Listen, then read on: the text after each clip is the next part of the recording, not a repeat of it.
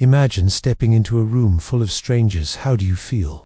Nervous, excited, or maybe a bit overwhelmed? Now, picture walking into that same room, but instead of feeling anxious, you feel confident, connected, and understood by everyone you meet. Sounds like a dream, right? But that's exactly what Dale Carnegie's How to Win Friends and Influence People offers. The ability to turn ordinary interactions into extraordinary connections. First published in 1936, this book has stood the test of time, influencing millions across the globe. And it's not because it's full of complicated theories or abstract ideas.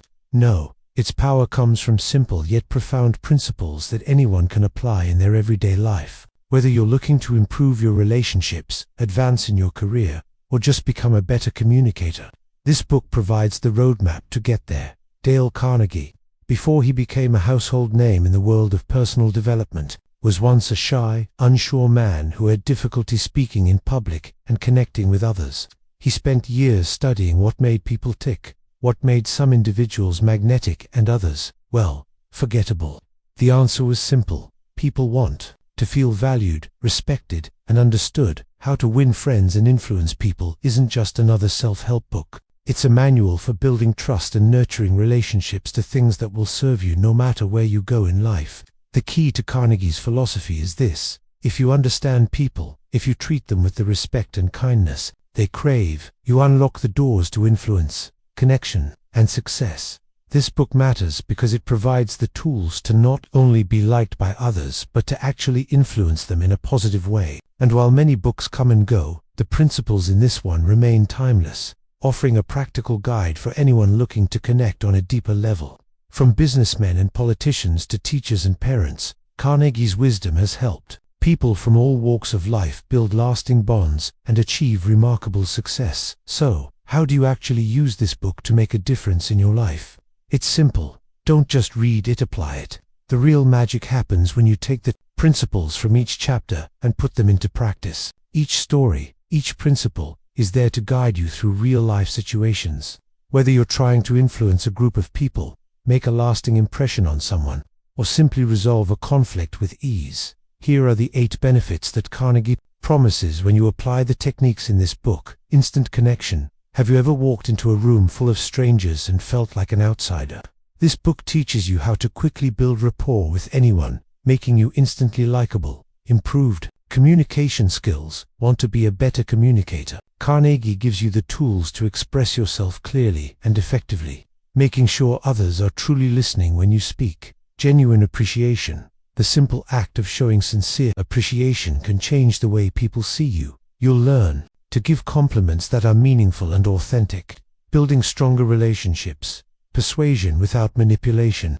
Imagine being able to persuade others without using force or manipulation. Carnegie shows you how to influence people in a way that makes them want to help you, without feeling pressured. Effective leadership. Whether in a work setting or in your personal life, this book teaches you how to lead with kindness, encouragement, and a true understanding of others' needs. Conflict resolution. Disagreements happen, but the real test of any relationship is how you handle those conflicts.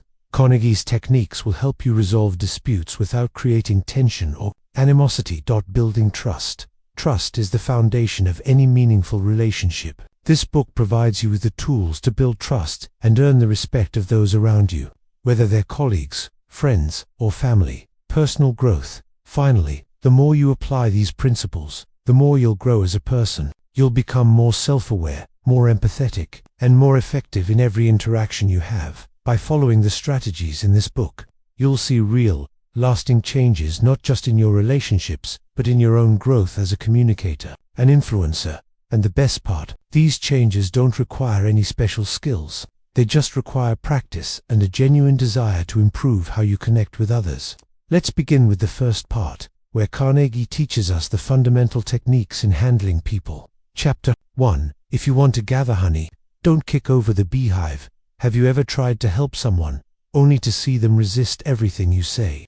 Or maybe you've tried to get someone to change, but no matter how much you criticize, it just makes things worse. If you've ever been in that situation, then you know exactly what Dale Carnegie is talking about in this chapter. The futility of criticism.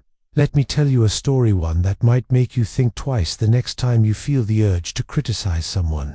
There was a man called Two Gun Crowley. He was a criminal, infamous in the 1930s, and he became the epitome of defiance. But here's the thing, his life didn't have to turn out that way. Criticism played a huge part in shaping his behavior. You see, from a young age, Crowley was criticized, rejected, and labeled as a bad person. Instead of receiving guidance or understanding, he got nothing but harsh judgments. And what happened? Instead of changing for the better, he grew more defiant, more angry, and more isolated. This isn't just a story of one man, it's a reminder of how criticism doesn't help anyone. When you criticize, you push people away. You create walls, not bridges. And that's exactly what happened with Crowley. Criticism built a wall between him and society. Understanding and empathy, on the other hand, could have torn that wall down. But criticism, it just made it higher. So, what's the lesson here? Criticism doesn't inspire change. It only leads to resistance. People don't change because you point out their flaws, they defend themselves against it. Instead of helping them grow, criticism causes them to retreat deeper into their shells. Now, let's turn to someone who knew how to handle criticism in the right way, Abraham Lincoln. This man faced countless critics during his time as president, yet he didn't respond with anger or condemnation. Instead, Lincoln understood a fundamental truth: criticizing people only gets you so far. Lincoln's approach was simple, yet powerful. He focused on understanding people, not tearing them down. He knew that if he treated his critics with respect, he would get much more in return.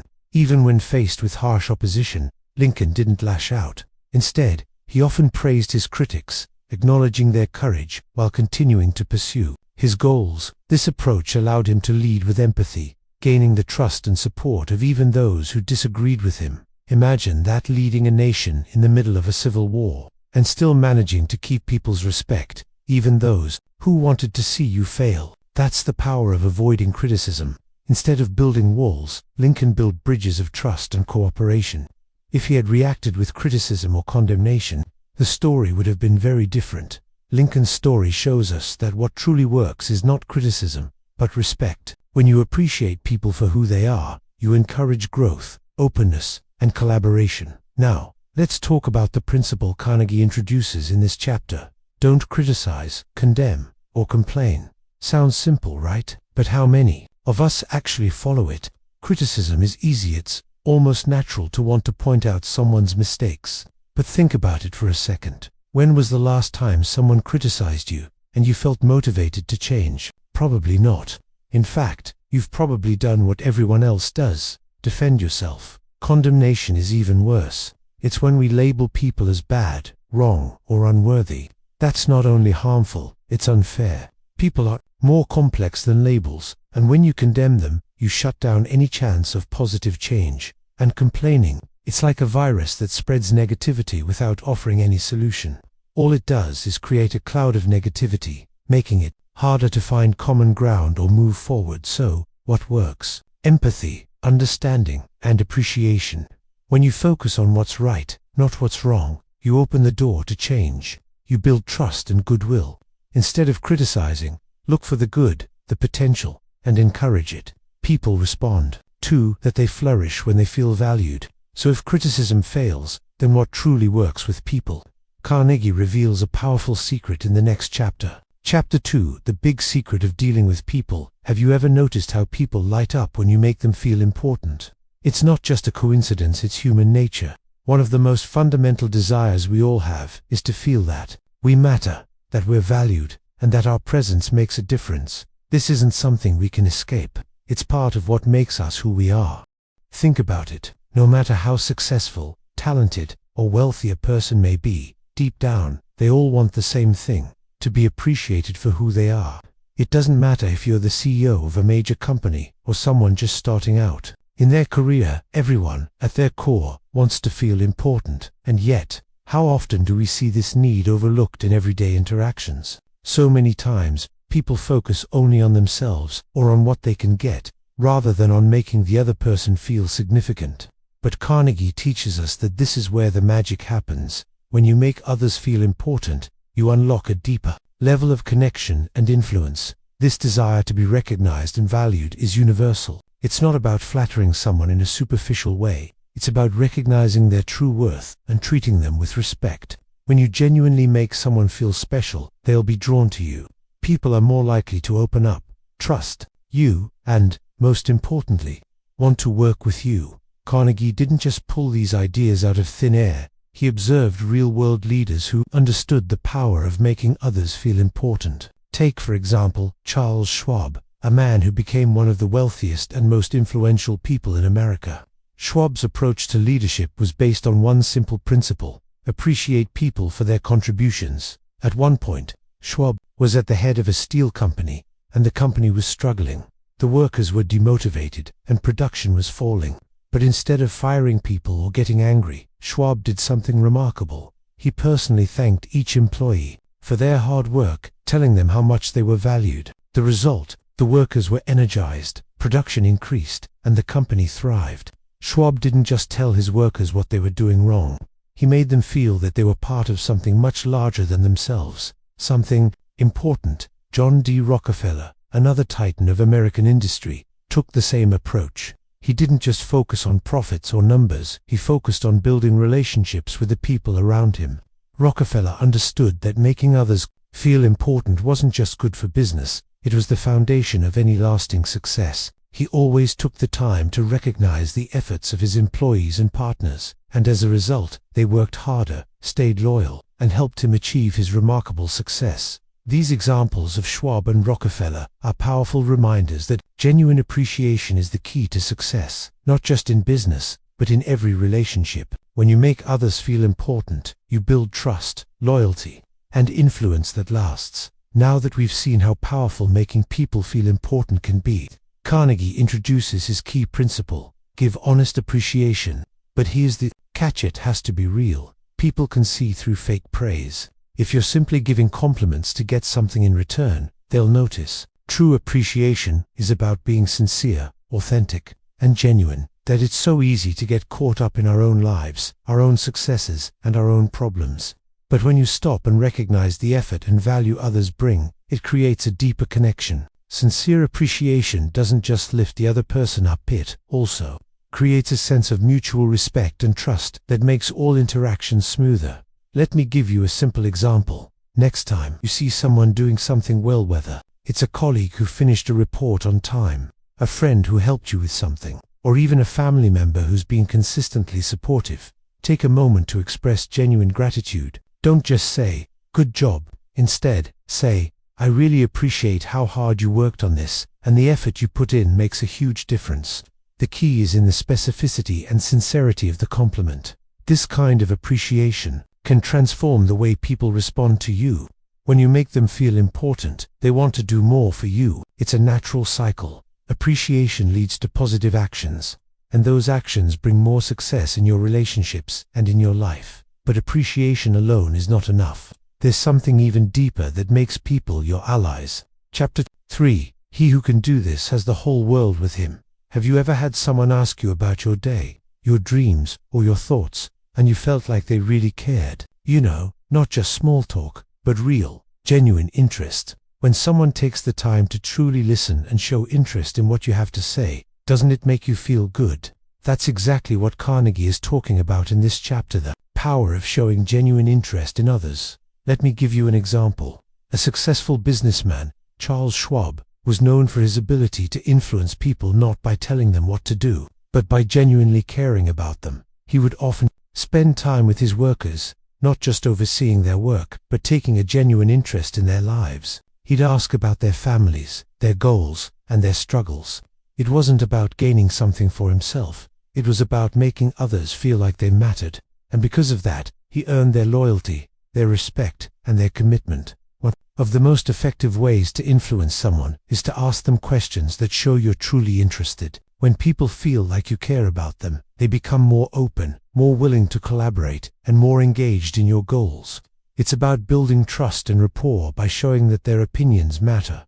Another story Carnegie shares is about Maya Angelou, who was famous for her genuine interest in others. She would engage people with empathy and compassion, asking questions that made them feel important. This wasn't a tactic to manipulate, it was her way of connecting with people, and it's a lesson we can all learn from. When you show a genuine interest in others, you automatically become more likable and influential. People are drawn to those who show they care. When you ask about their lives, listen attentively, and make them feel heard, they naturally want to be around you and work with you.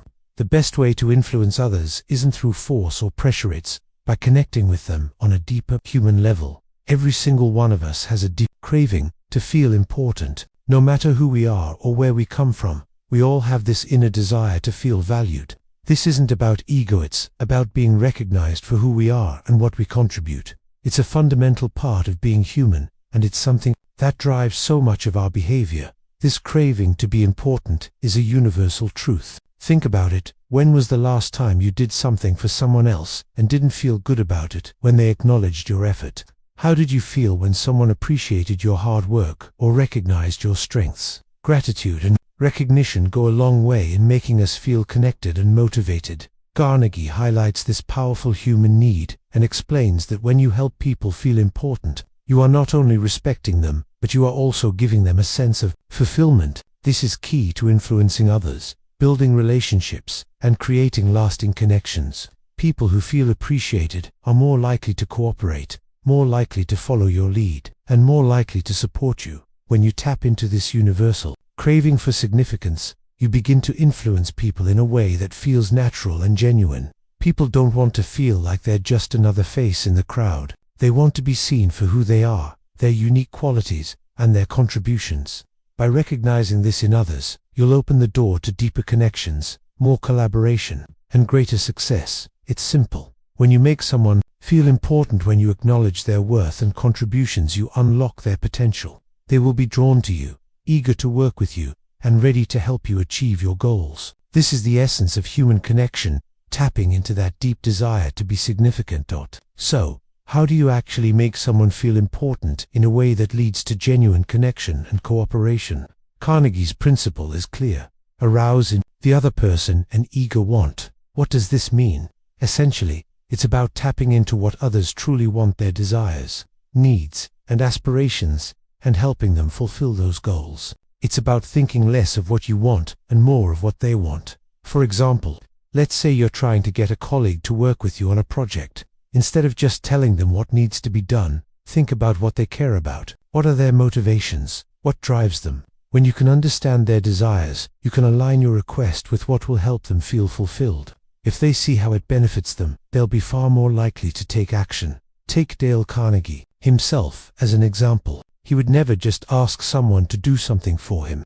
Instead, he would ask, "How can I help you achieve what you're looking for?" He would make the other person feel that working with him was in their best interest. This approach made people want to work with him because they could see the mutual benefit. The key is genuine interest. You're not manipulating people to get what you want. You're simply aligning your goals with theirs in a way that benefits both parties. It's about creating a win-win situation where everyone feels important and valued. This approach is powerful, and it fosters long-term relationships built on trust and respect. When you make people feel like they're working toward something they genuinely care about, you don't have to push them to cooperate. They will be eager to do so on their own. This is the secret to becoming influential and creating lasting impact in your relationships. Now that we know how to handle people, Carnegie moves to the next big question: how to make people like you. Chapter 4. Do this and you'll be welcome anywhere. Let's start with something so simple, yet incredibly powerful: a smile. It costs nothing, takes almost no effort, and can completely change the way people perceive you. Think about it. When you walk into a room, what's the first thing people notice about you? Is it your clothes, your words, or is it your expression? The truth is, your smile is the first impression you give, and it can set the tone for the entire interaction. A smile is like a universal language. It's understood in every culture, by people of all ages, and in any context. It's the simplest way to connect with others, and it shows that you're approachable, friendly, and open. Carnegie makes it clear: if you want to be welcomed anywhere, start with a smile. It's not just about looking pleasant. It's about showing people that you're genuinely happy to be in their presence. A smile signals that you're not closed off, that you're ready to engage, and that you're interested in what they have to offer. Think about the last time someone smiled at you. Didn't you feel a little more at ease around them? A smile puts people in a positive mood and opens the door for easier, more meaningful conversation. It's an invitation for connection, for warmth, and for trust. It says, I'm here, I'm friendly, and I'm ready to connect. The beauty of a smile is that it's genuine. You don't have to work hard to fake it when you smile naturally. It reflects the genuine warmth you feel inside, and that's the key. When people sense authenticity, they respond positively. A real smile tells people that they're welcome, and who doesn't want to feel welcome? So why does a smile carry so much weight? It's more than just a signal. When you smile, you're telling the other person, I see you, and I'm happy to be in your presence. There's something almost magnetic about a person who smiles. It makes them seem approachable, open, and genuine. All qualities that people naturally gravitate toward. But beyond the initial attraction, a smile creates something even deeper, warmth. Think about it. When someone smiles at you, you feel welcomed, don't you? You feel like you can be yourself, that you're in a safe space where judgment is set aside. A smile instantly softens the atmosphere, disarming any tension or discomfort. Here's a small experiment. The next time you walk into a room full of people, try this smile. Don't just go through the motions, but truly let the smile come from a place of warmth. Watch how the people around you react. Chances are, they'll smile back, and you'll notice how much more open and inviting the room feels. It's like a domino effect. When you smile, you set the tone for others to smile. And when people smile, they feel better, more relaxed, and more willing to engage with you. A simple act of smiling breaks down barriers and creates an immediate sense of connection. It's a subtle, but powerful way to make people feel comfortable and valued. Psychologists have studied the power of a smile, and time again, they've found that it's directly linked to feelings of trust and likability. People are naturally drawn to those who make them feel positive emotions, and a smile is the quickest way to create that warmth. Here's the beauty of it. A smile is something we can all give and receive. It's a tool that's available to everyone, regardless of age, status, or background. And it costs nothing, yet it can transform the way people perceive you. But here's the thing: while a smile is important, it's just the beginning. Smiling opens the door, but there's much more that goes into making people feel valued and appreciated. A smile is a great start, but what comes next can make all the difference in how people view you. Chapter 5. A simple way to make a good impression. You ever met someone new and immediately forgotten their name? It happens to all of us. We get distracted, our minds wander, and before we know it, the person is walking away, and we can't even recall what they were called. But here's the thing: names matter. Remembering someone's name isn't just a matter of good manners. It's a way to make a real connection. Think about it. When someone remembers your name, how do you feel? You feel noticed, acknowledged, and important. It's a small thing, but it makes a big impact. Names are part of our identity. They're a reflection of who we are.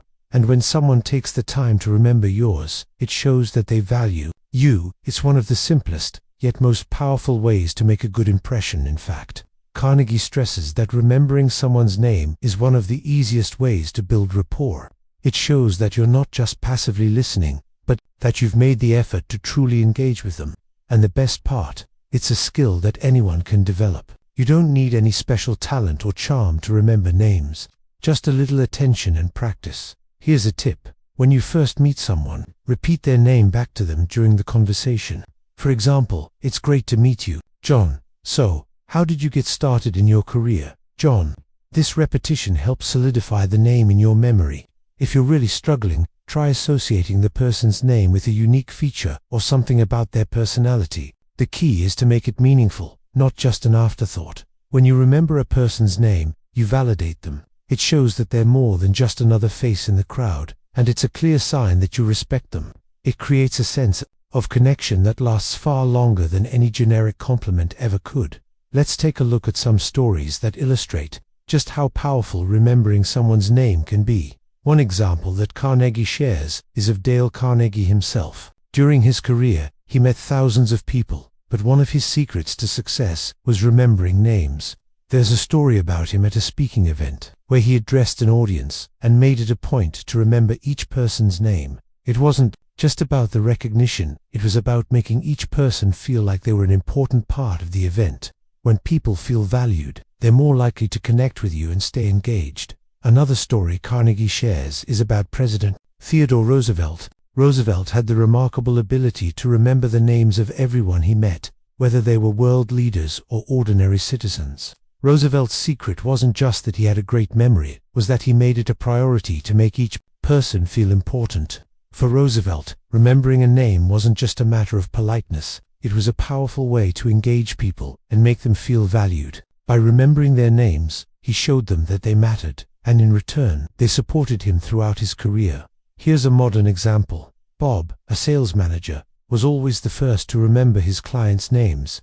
But it wasn't just about remembering their names. He took the time to remember small details about their lives, like the name of their kids or the hobbies they enjoyed. This made a huge difference when it came to building trust with his clients. They appreciated his effort to remember their names, but they also felt like he genuinely cared about them beyond just a business transaction.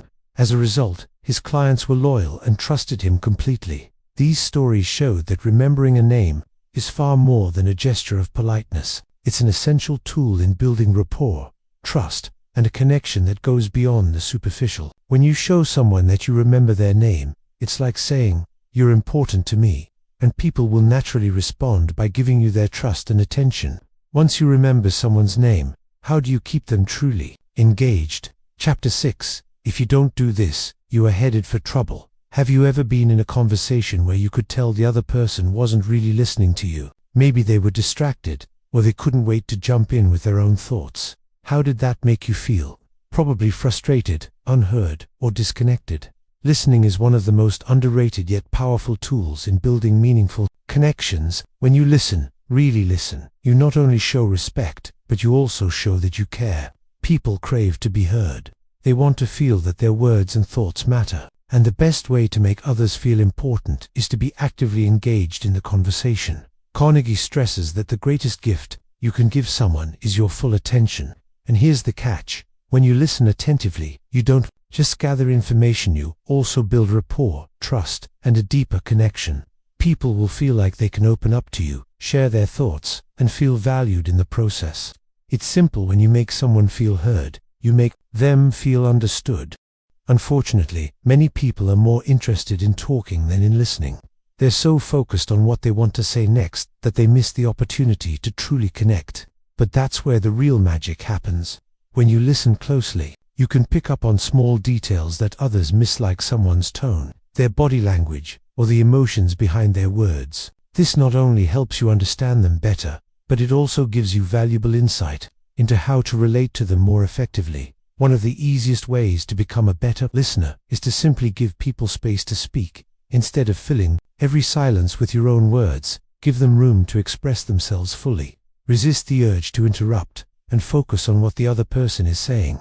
It's in that space where true connection is built. Listening isn't just about hearing words, it's about paying attention to the emotions and feelings behind the words. This depth of listening shows that you value the person and their perspective. It fosters an environment of respect and understanding, which is essential for any relationship, whether it's personal or professional. Now that we know how important listening is, let's look at some real-life examples of how effective listening can create stronger bonds and better results. One of the best examples Carnegie shares is about Andrew Carnegie, the steel magnate. Carnegie was known for his incredible listening skills, and it wasn't just because he was polite. He understood the true value of listening to his employees and partners. He often asked questions about their lives, their challenges, and their goals, and then he listened with genuine interest. By doing this, he didn't just gather information, he built loyalty, respect, and a team that trusted him. There's another great story about Dwight D. Eisenhower, the 34th President of the United States. Eisenhower was known for his leadership during World War II, but what many don't know is that he was an exceptional listener. He would sit down with soldiers, leaders, and even his opponents, and listen to their concerns with undivided attention. His ability to truly listen to those around him, whether it was an officer on the battlefield or a civilian, earned him respect and allowed him to make more informed decisions. In today's world, we can look at how successful salespeople use listening to their advantage. Take Mary Kay Ash, founder of Mary Kay Cosmetics, as an example. She once said, "You will get all you want in life if you help enough other people get what they want." Her secret, listening. She would spend time with her customers, understand their needs, and then provide the right products that help them feel more confident and empowered. This strategy wasn't just about making a sale, it was about forming a deep connection with each person, listening to their desires, and tailoring her approach to their needs. But listening isn't just about asking questions and waiting for the other person to talk. It's about showing that you care about what they're saying. Active listening involves nodding, maintaining eye contact, and offering feedback that shows you understand. When people see that you're fully present and that you're genuinely interested in them, it builds a bond that goes beyond simple communication. Effective listening also helps you avoid misunderstandings. In a professional setting, it can prevent errors, enhance collaboration, and improve teamwork. People feel more comfortable sharing their thoughts and ideas when they know that you're listening. And when you respond thoughtfully, they feel more valued and appreciated. Listening is powerful, but how do you keep the conversation flowing? Chapter 7. An easy way to become a good conversationalist. One of the easiest and most effective ways to become a good conversationalist is not to talk about yourself, but to encourage others to talk about themselves. It may sound too simple to be true, but it works like magic. When people feel like they are the center of the conversation, they open up, they share, and they feel valued. We all know that one person who can talk for hours without giving anyone else a chance to speak, while they may be interesting, it can often leave others feeling a little disconnected. People don't just want to hear about you, they want to be heard themselves. The trick to becoming a great conversationalist is to ask questions that invite others to share their thoughts, experiences, and feelings. Think about this. When someone asks about your hobbies, your thoughts, or your passions, don't you feel excited to share? It's the same for everyone. If you want to keep the conversation flowing, make the other person feel heard. Ask questions like, what do you love most about your job? Or how did you get started in your hobby? These questions aren't just conversation starters, they're a gateway to deeper connections. When you encourage someone to talk about their interests, you give them the opportunity to feel important, which is a powerful tool in building rapport. People feel more comfortable and engaged when they're allowed to speak about what they know best themselves. The beauty of this approach is that you don't have to constantly come up with new topics or try to dominate the conversation. All you need to do is show genuine interest in the other person's experiences. Don't rush to jump in with your own stories or opinions. Let them speak. By doing this, you'll not only keep the conversation going, but you'll also build a connection based on mutual respect and understanding. One simple tip: listen actively and ask follow-up questions that show you're genuinely interested. Instead of just nodding along, ask, what inspired you to start doing that? Or what was the most challenging part? This shows you're not just hearing their words, but you're actively engaged in their story. Remember, everyone loves to feel like the center of attention in a conversation, and by shifting the focus away from yourself and onto the other person, you'll build rapport and make the conversation feel more natural and enjoyable for both of you. Now that we know how to encourage others to talk about themselves, let's explore why people love good listeners. It's simple. Listening makes people feel understood, valued, and respected. When you give someone your undivided attention and truly listen, it shows that you care about what they're saying. And when people feel cared for, they naturally want to open up and continue the conversation. Carnegie stresses that listening is the key to being liked and respected. It's the foundation of any successful conversation. People want to know that they are more than just a background noise in your life. They want to know that their thoughts matter. That's why, when you listen attentively, people feel more connected to you, and they trust you more.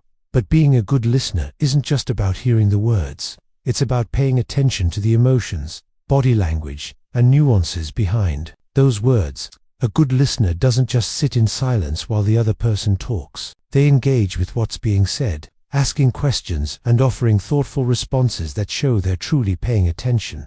For instance, let's say a friend tells you about a tough situation at work. A good listener would acknowledge their feelings and offer empathy, like, that must have been really frustrating, instead of immediately offering advice or talking about their own similar experiences. This kind of listening creates a deeper bond because it shows you're invested in their feelings. Good listeners also know the power of silence. When someone is speaking, it's easy to rush in and fill the quiet with your own thoughts. But great listeners know that a brief pause can invite the other person to open up even more. Sometimes, silence speaks louder than words. When you give someone space to collect their thoughts or to finish their story, You show that you're patient and respectful of their process. That another reason people love good listeners is that they feel heard, not judged. In conversations, people often share their dreams, fears, and insecurities. When you listen without judgment, you create an environment of trust and openness. People feel comfortable sharing more with you, knowing that they won't be criticized or dismissed. A good listener builds confidence, helping others feel more confident in themselves. Think about the last time someone truly listened to you. How did it make you feel? Probably validated, understood, and appreciated. When you listen with intention, you make others feel those same positive emotions. That's why good listeners are naturally liked. They make people feel like they matter. Listening is powerful. But how do you keep people deeply interested in us? Chapter 8. How to interest people. Have you ever tried to talk to someone about something you're really passionate about, only to see their eyes glaze over, their attention drifting elsewhere? It's a frustrating feeling, isn't it? But here's the truth. When you focus on talking about things that the other person cares about, you instantly capture their attention and build rapport. People are naturally interested in themselves, their lived, their experiences, their thoughts, and their interests. This doesn't mean you should be selfish in conversations, but it does mean that if you want to make a connection, you need to speak in a way that resonates with the other person's world. Talk about what they care about, and suddenly, they'll be engaged and eager to join the conversation. Think about the last time someone was really excited when they were talking to you. Chances are, they were talking about something they love, whether it was their job, their hobbies, or something that made them feel passionate. Now, think about how you can do the same for someone else. Instead of focusing on your own interests or experiences, shift the conversation to something they find exciting. Ask questions like, what's been the most interesting project you've worked on recently? Or how did you get started in that hobby? By focusing on the other person's interests, you show that you care about what they enjoy and that their perspective matters. People love to feel like their thoughts and feelings are valued, and by talking about what excites them, you're doing just that. When someone feels truly understood and valued in a conversation, they're much more likely to open up, engage, and want to continue talking to you. This approach isn't just about asking questions, it's about actively listening to what the other person shares and then following up with things that continue to interest them. For example, if someone shares a story about their passion for painting, instead of jumping into a story about your own hobbies, ask more about their artistic journey. What's your favorite medium to work with? Or do you have a particular artist who inspired you? In this way, the focus is always on the other person, and when you tailor your conversation to their interests, you become someone they want to engage with, because you're showing that you genuinely care about what excites them. Now that we understand the power of talking in terms of someone else's interests, let's look at how we can apply this in real-life situations. The beauty of this principle is that it's applicable in virtually any context, whether you're in a professional meeting, networking event, or just having a casual chat with a friend. In business or networking in a professional setting, you're often trying to connect with people who may have different backgrounds, goals, and interests than you. So how do you keep the conversation engaging? It starts with finding common ground in terms of what the other person is passionate about. For example, if you're talking to a potential client, instead of launching into a pitch about your product or service, ask them about their challenges and goals. What's the biggest challenge you're facing in your business right now? Or what are you most excited about for the upcoming year? These questions not only show that you're interested in their world, but also set the stage for a more meaningful conversation. As they share their concerns or aspirations, you can gradually connect those insights to how your business or service could help them. But it all starts by listening and talking in terms of their interests. With friends and family in casual conversations, the same principle applies. How often do you find yourself talking about what interests you, without considering whether the other person shares the same excitement? For example, if you're passionate about fitness but your friend isn't, focusing the conversation on how fitness impacts your life might not be the best way to engage them. Instead, ask them about their interests and try to find ways to relate those to your own. Maybe they're into traveling. You could talk about how a recent trip you took involved some physical challenges that required endurance or flexibility. By framing your interests in a way that relates to their passions, you keep them involved and interested in what you have to say. In social gatherings, in social settings, whether it's a dinner party or a casual get-together, one of the best Ways to make people feel comfortable and engaged is by focusing the conversation on them. If you're unsure where to start, think about what's relevant to them right now. Maybe they're excited about a new job or a recent trip they took. Asking them about those things shows that you're paying attention to their world and that you care about what matters to them. Keep the conversation light, curious, and open-ended. For example, I heard you recently went to Italy. What was your favorite part of the trip? This approach encourages the other person to share their excitement, and you're right there with them, learning about their experience and engaging in what's important to them. But what if you want to go further to make someone like you instantly? Chapter 9. How to make people like you instantly. If you've ever wondered what it takes to instantly connect with people, here's the secret. Make them feel important. It's simple, yet incredibly effective. When you genuinely make someone feel like they matter, like their thoughts, their opinions, and their presence are valuable, you open the door to an instant connection. Let's pause for a moment and think about the last time someone made you feel truly important. Maybe it was a friend who remembered a special detail about you, or a colleague who acknowledged your hard work. How did it make you feel? Likely, special, and appreciated. When we feel important, we naturally gravitate toward the people who make us feel that way. In fact, making others feel important is one of the easiest and most natural ways to build rapport and create lasting relationships. Think about it. Everyone wants to be seen, heard, and recognized for their contributions. When you acknowledge someone's worth, you're not just complimenting them on the surface, you're validating their very existence. One powerful way to do this is by offering genuine recognition. This doesn't mean giving empty praise, but taking the time to acknowledge someone's effort or value. For example, if a colleague goes out of their way to help with a project, simply saying, "I really appreciate the hard work you put into this. It made a big difference," can make them feel valued. It shows that you notice their contributions and that their efforts matter. In everyday conversations, this approach can also be applied. Instead of focusing on your own achievements or struggles, take the time to notice something unique about the other person. It could be a talent, a personal quality, or even something as simple as how they handled a difficult situation. When you make people feel like they matter, they'll naturally feel drawn to you and want to be around you more. Remember, the goal isn't to flatter or manipulate. True appreciation comes from a place of sincerity. People can tell when you're being genuine, and nothing builds stronger connections than sincerity. When people feel like their true self is being acknowledged, they can't help but feel a deeper connection to you. Now that we understand the power of making people feel important, let's dive into the next key ingredient: sincerity in appreciation. It's one thing to tell someone, "You did a great job," but it's a whole other thing to express it with genuine sincerity.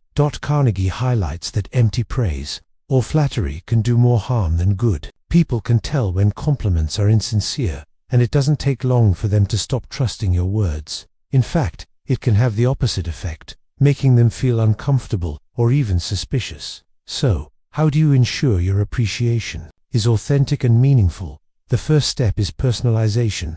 Instead of giving a generic compliment like, "You're great," try to focus on specific qualities or actions that stand out. For example, instead of just saying, "You're an amazing worker," say, "I really appreciate how thorough you were in preparing the report. Your attention to detail really made a difference." By being specific, you show that you're paying attention to what they're doing and that you value their unique contributions. Another important aspect of sincere appreciation is timing. If you notice someone's efforts or qualities, don't wait for the perfect moment to express your thanks. Do it right away. Immediate recognition shows that you're truly in tune with what's happening around you, and it helps reinforce the positive behavior. A simple "thank you for helping with that project" can go a long way in making someone feel acknowledged. Sincerity also means being honest. People can tell when compliments are exaggerated or overly sweet. For instance, if you tell someone they did a perfect job, but you know it wasn't perfect, they might not believe your words. Instead, focus on what they did well, even if it's not perfect. Honesty and sincerity go hand in building trust. It's also important to be mindful of your body language. Your facial expressions, tone of voice, and even the way you make eye contact play a significant role in conveying sincerity. If your words say one thing but your body language says another, the other person will likely feel that something is off. So, ensure that your appreciation is consistent, both in your words and actions. When you combine sincere appreciation with genuine interest in others, you create a connection that is real and lasting. People who feel truly valued will be more likely to be drawn to you, whether in a professional setting or in your personal life. And the best part, it's not about manipulation or flattery, it's about making others feel genuinely seen and appreciated for who they are. Now that we've learned how to make people like us, let's explore how to win them to our way of thinking.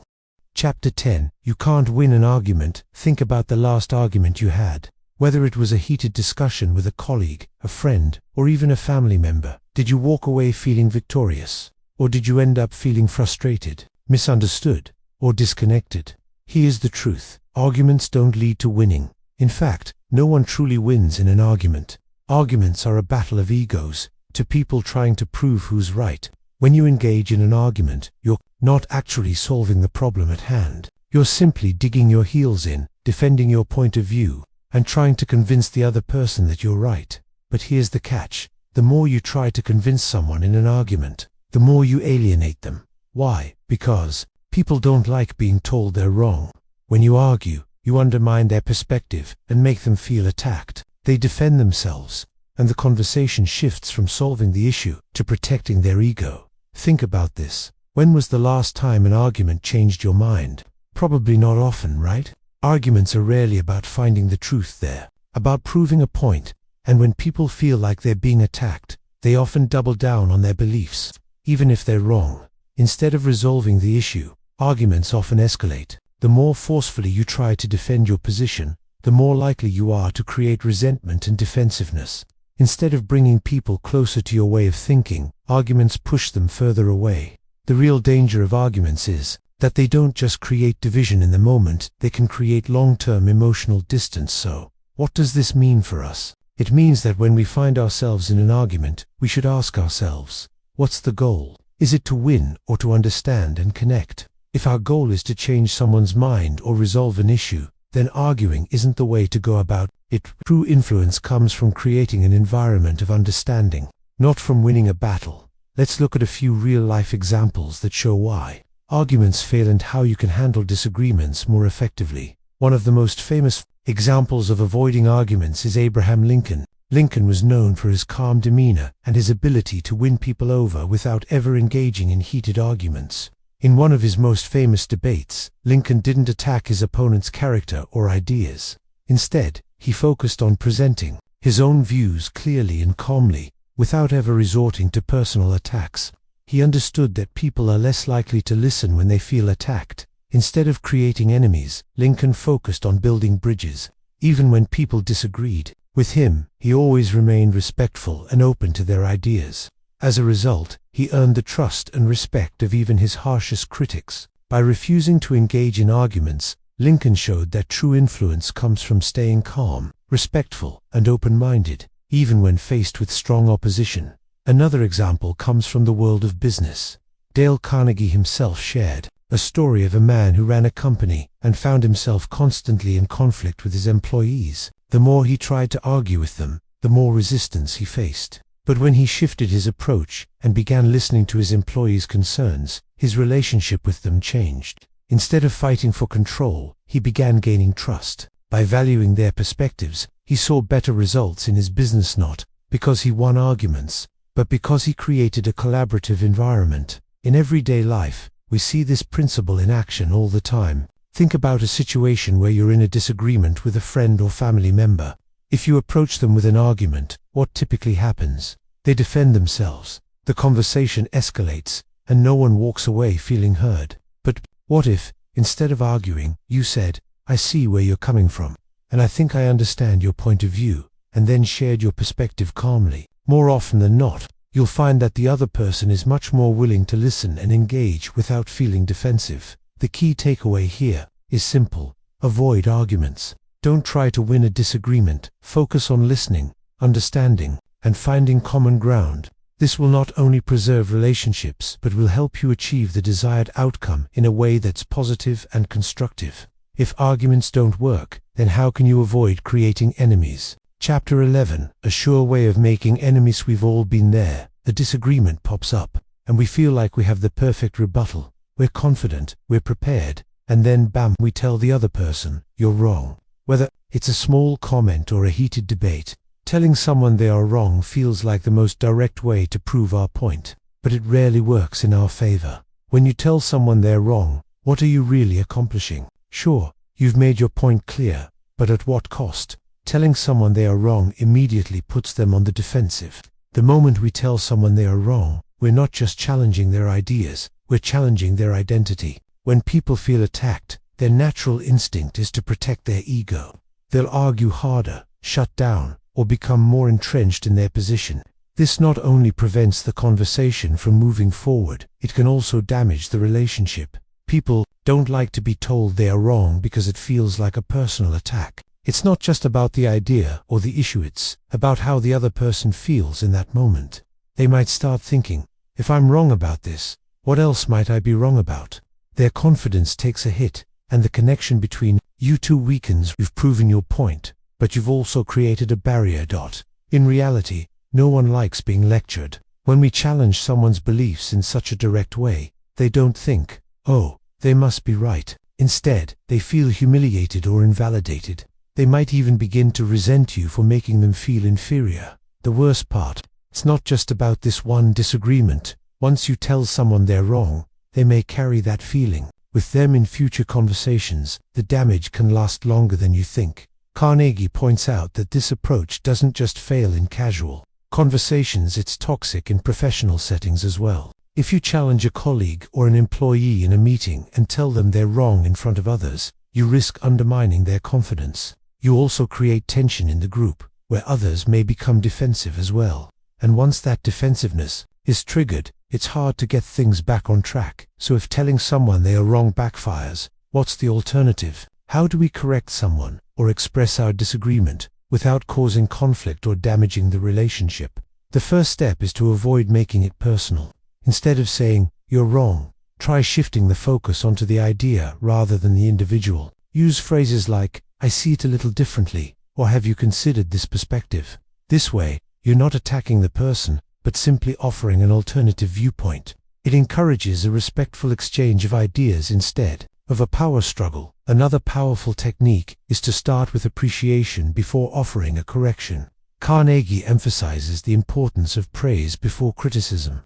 If you acknowledge the other person's effort or perspective before pointing out the difference in your thinking, you soften the impact of your words. For example, you could say, I really admire the way you've thought this through, and I can see how you came to that conclusion.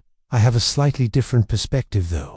By acknowledging the other person's viewpoint first, you're showing that you respect their thinking, even if you disagree. This makes it much easier for them to be open to hearing your side of the story. Without feeling attacked or defensive, asking questions is another great alternative. Instead of stating that someone is wrong, ask questions that prompt them to reflect on their own position.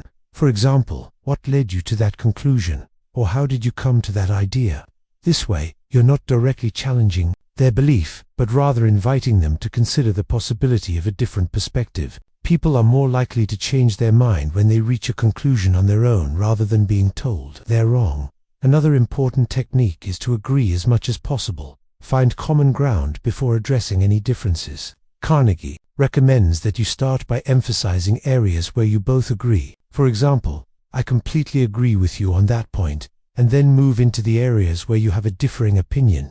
This approach creates a foundation of mutual respect and shows that you're not dismissing their perspective entirely. Instead, you're respectfully disagreeing without making them feel invalidated. Finally, it's crucial to stay calm and composed. When emotions run high, people tend to dig in their heels and become defensive. By remaining calm and genuine, you show that you're not trying to prove a point just for the sake of winning. Instead, you're offering your perspective with respect and thoughtfulness. This creates an environment where both parties feel heard and respected, and the conversation can move forward productively. And what if you're the one who's wrong? Chapter 12. If you're wrong, admit it. When was the last time you made a mistake? We all make them. Sometimes it's something small like misremembering an appointment or sending an email to the wrong person. But what about the bigger mistakes? The ones that have consequences or that can make you look bad in front of others? How do we respond when we're caught in the wrong? One of the most powerful ways to deal with being wrong is simple: admit it. But why does admitting our mistakes feel so difficult? Why do we often try to defend ourselves or justify our actions, even when we know deep down that we made an error? The truth is, admitting our mistakes requires humility, something that can be tough for our egos to handle. But here's the beauty of humility. When you admit you're wrong, you disarm your critics. Instead of escalating the situation, you diffuse any potential tension. People often expect a fight when they point out a mistake. They prepare for resistance. But when you respond with grace and humility, acknowledging your error, you immediately take the wind out of their sails. By admitting that you were wrong, you show that you're self-aware and willing to learn. This is a rare quality, and it makes others respect you more. Humility isn't about being weak, it's about being strong enough to be honest with yourself. When you own up to your mistakes, you demonstrate confidence in your ability to grow and improve, which is a quality that others admire. It's also important to remember that admitting mistakes doesn't make you less valuable or competent. In fact, it can increase your credibility. It shows that you're not afraid to take responsibility for your actions. Instead of coming off as defensive or arrogant, you come across as genuine and accountable. People appreciate those qualities, and they are more likely to support you, even when you're wrong, because they know you're honest and real. When you disarm a critic by acknowledging your mistake, you also create space for a more productive conversation. Instead of focusing on defending yourself, you shift the conversation to solving the problem. Admitting when you're wrong makes it easier to find common ground and move forward. No one wants to keep fighting over something that's already been acknowledged. Let's look at some stories that illustrate the power of admitting mistakes and how it can positively impact relationships. One of the best examples comes from Warren Buffett, one of the most successful investors of our time. Buffett has made mistakes, just like anyone else. But what sets him apart is his willingness to admit when he's wrong. In fact, in his annual letters to shareholders, Buffett is known for openly acknowledging his mistakes. One famous example is when he admitted to buying a business that he thought was a good investment, only to realize later that he had made a poor choice. Rather than trying to cover up his mistake or make excuses, he owned it. He even said, "I was wrong to buy this business, and I'm not ashamed to admit it." By being open about his failures, Buffett not only earned respect from his shareholders, but he also created an atmosphere of trust.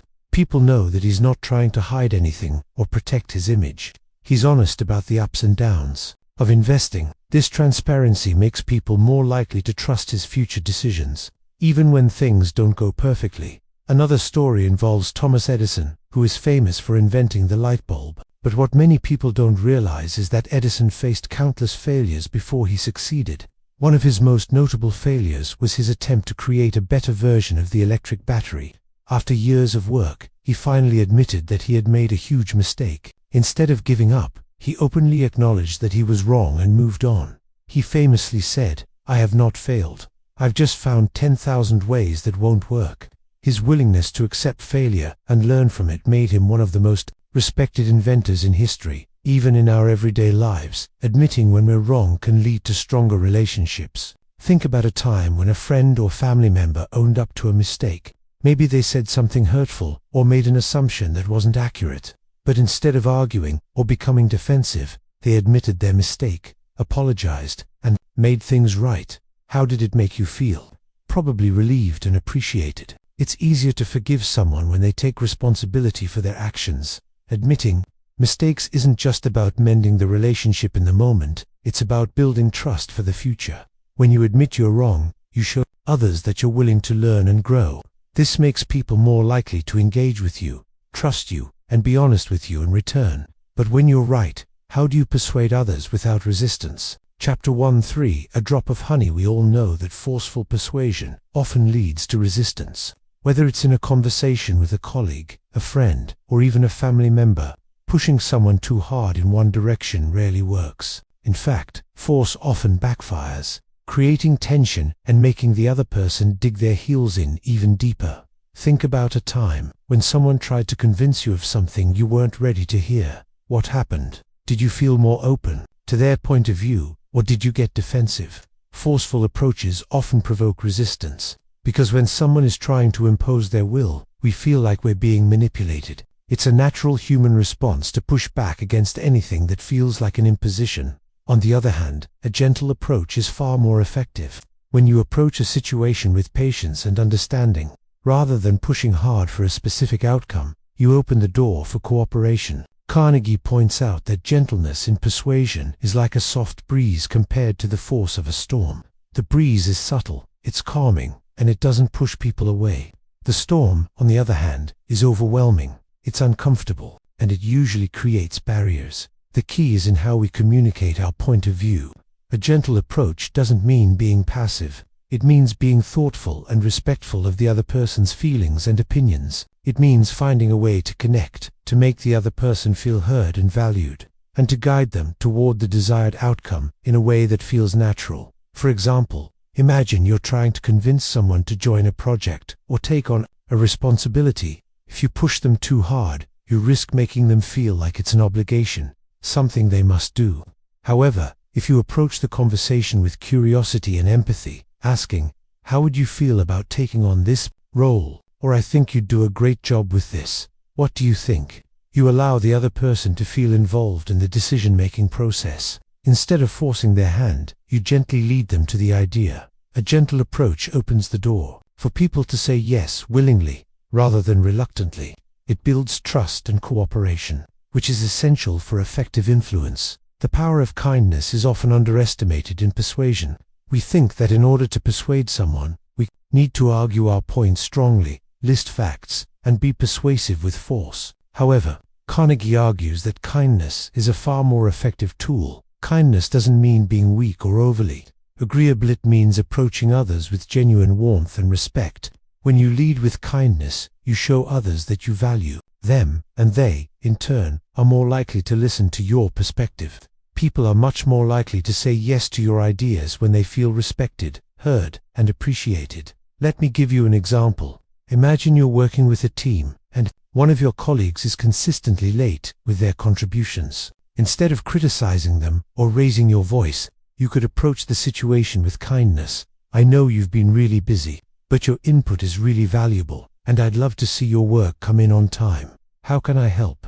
By framing your request with kindness and empathy, you're much more likely to inspire cooperation than if you simply told them they were wrong or that they needed to get it together. Another great example comes from Mahatma Gandhi, master of persuasion through kindness. Gandhi was able to lead India to independence through non-violent resistance and a message of compassion. He didn't use force or aggression to achieve his goals. Instead, he won over people by treating them with respect, listening to their concerns, and showing them that he cared about their well-being. His success wasn't because he was more powerful than the British. It was because he appealed to the humanity in others. Kindness in persuasion also comes from acknowledging the other person's needs and showing that you understand where they're coming from. When people feel like they're being treated with genuine kindness, they're more likely to open up to your ideas. You're not manipulating them, you're simply making them feel valued. Here's a simple, yet powerful, example from everyday life. When someone is upset, the natural response might be to argue with them or try to make them see things from your perspective. But when you approach them with kindness, asking, "I see that you're upset, what's going on?" you open the door to a more productive conversation. By listening and showing that you care, you make it easier for the other person to express themselves and be more open to your viewpoint. Persuasion through kindness is not about winning, it's about understanding. By showing kindness and respect, you foster a sense of cooperation and mutual trust. This leads to far greater influence than any forceful argument ever could. Carnegie then reminds us of an ancient secret, the method of Socrates. Chapter 14, The Secret of Socrates. Have you ever noticed how easy it is to get someone to agree with you when they've already agreed to something else first? This is a strategy Socrates used in his method of persuasion, and it's one of the most effective techniques in influencing others. It's called getting a yes early in the conversation, and it's an essential tool in building agreement and moving the conversation forward. The key is to start with something simple, something that the other person can easily agree with. By getting them to say yes to something small and easy, you create a psychological momentum that makes them more likely to say yes to bigger requests later on. Think of it like the opening of a door. Once you've gently pushed it open, it's easier to nudge it further. For example, if you're trying to convince a colleague to take on a new project, don't start by immediately pushing them to take on a huge task. Start by asking, "Would You agree that our team could benefit from a new project. This is a question that's easy for them to agree with, setting the stage for more agreement down the line. Once they've said yes to that, it becomes much easier to ask for their help in a more significant way. The technique works because people like consistency. When someone agrees to something small, they feel a sense of commitment to their response. Psychologically, we tend to act in ways that are consistent with what we've already agreed to. So, if you can get someone to say yes early in the conversation, they'll be more inclined to say yes again later, especially when it's aligned with their previous agreement. Carnegie advises using this approach with caution and care. It's not about manipulating someone into agreeing with something they don't want to do. It's about setting up a natural progression toward cooperation. Start with simple, non-threatening questions that are difficult to disagree with, and let the person arrive at mutual understanding on their own. Socrates used this method masterfully in his dialogues. Rather than just telling people they were wrong, he asked a series of questions that gradually led them to the conclusions he wanted them to reach. By getting them to agree with each step, he led them to a place of understanding without confrontation. So, the next time you're trying to persuade someone, remember, get them to say yes early. Once you've done that, it's much easier to build on that momentum and move the conversation toward your desired outcome. Now that we know the power of getting people to say yes early, let's explore why agreement matters. When we start a conversation or a negotiation, we're usually trying to bring two parties to a shared understanding. But the way we approach that conversation can make a huge difference in how smoothly it goes. Agreement is the foundation of trust. Think about it when you're in a discussion, whether it's with a friend, family member, or colleague, and you agree on something early on. It creates a sense of shared purpose. It tells both parties that they are on the same page. This feeling of mutual understanding builds trust, and once trust is established, it's much easier to have productive, open conversations. Here's the thing, people naturally want to agree. It's in our nature to seek harmony and avoid conflict. So, if you can create small moments of agreement early in a conversation, you're essentially creating a platform from which you can work toward bigger agreements. This isn't about tricking someone into agreeing with you, it's about making them feel comfortable and safe in agreeing with your perspective. For example, when you're in a discussion about a difficult topic, such as changes at work or a tough decision in a relationship, starting with points of agreement makes it easier to tackle the tough stuff. When both people feel like they're in alignment on some issues, it opens the door for more constructive conversation. Instead of getting caught in an endless back and forth of disagreement, you can build on what you already agree on, gradually bridging the gap between different opinions. Here's a story that illustrates this principle well. Imagine a salesperson sitting down with a potential client. If they start by focusing on the client's needs and desires, they create an immediate sense of agreement by acknowledging the client's perspective. By doing so, they set the stage for the client to agree with the proposed solution later on. When the client feels heard and understood, they're more likely to say yes to a proposal, not because they've been pressured, but because they've already agreed on the key points. Agreement also reduces resistance. When you're able to align on small points, people are more open to hearing your full argument. If you jump straight into presenting your ideas without finding common ground first, you're more likely to hit roadblocks. But when you focus on what's shared, it's like you're building a bridge that carries both parties over any differences. This is how genuine collaboration is formed, through mutual understanding and agreement. In every successful relationship, whether personal or professional, agreement is the glue that holds it all together. When you take the time to find common ground, people will feel more confident in the direction you're heading. And the best part, they won't feel forced into agreement. They'll come to it naturally, through the power of shared understanding. Carnegie then reminds us of an ancient secret, the method of Socrates. Chapter 15, The Safety Valve in Handling Complaints. One of the most effective ways to handle complaints is to simply let the other person talk. It's so simple, yet often overlooked. When someone is upset, frustrated, or dissatisfied, what they really need most isn't necessarily a solution, it's a chance to express themselves. It's about giving them the opportunity to vent and be heard, which can be incredibly powerful in diffusing a tense situation. When you allow someone to talk without interruption, you show that you value their feelings and perspective. Think about the last time you had a complaint. Chances are, what you really wanted was someone to listen to. Acknowledge that you were feeling upset. When people feel like they're being heard, they're more likely to calm down and engage in a constructive conversation. Often, when we're confronted with complaints, our natural instinct is to fix the problem immediately. We want to offer solutions right away or tell the person how they can improve. But the truth is, people aren't always looking for solutions at first. They just want to feel understood. By giving them the space to talk, you provide a safe outlet for their frustrations. This simple act of listening can ease their emotional tension, and once they've had the chance to vent, they're more open to finding solutions. Carnegie shares a powerful example of a manager who had a team member constantly complaining about the workload. Instead of jumping in with suggestions or dismissing the complaint, the manager simply listened. He allowed the employee to express their frustration fully, and by the time they were done, the employee was able to come up with their own solution. This approach not only resolved the issue, but also empowered the employee, making them feel more in control of the situation. When you let people talk, you're not just giving them the chance to vent, you're giving them the respect they deserve. It shows that you're taking their feelings seriously, and that in itself can go a long way toward building trust. When people feel like their concerns are valid and that they're being listened to,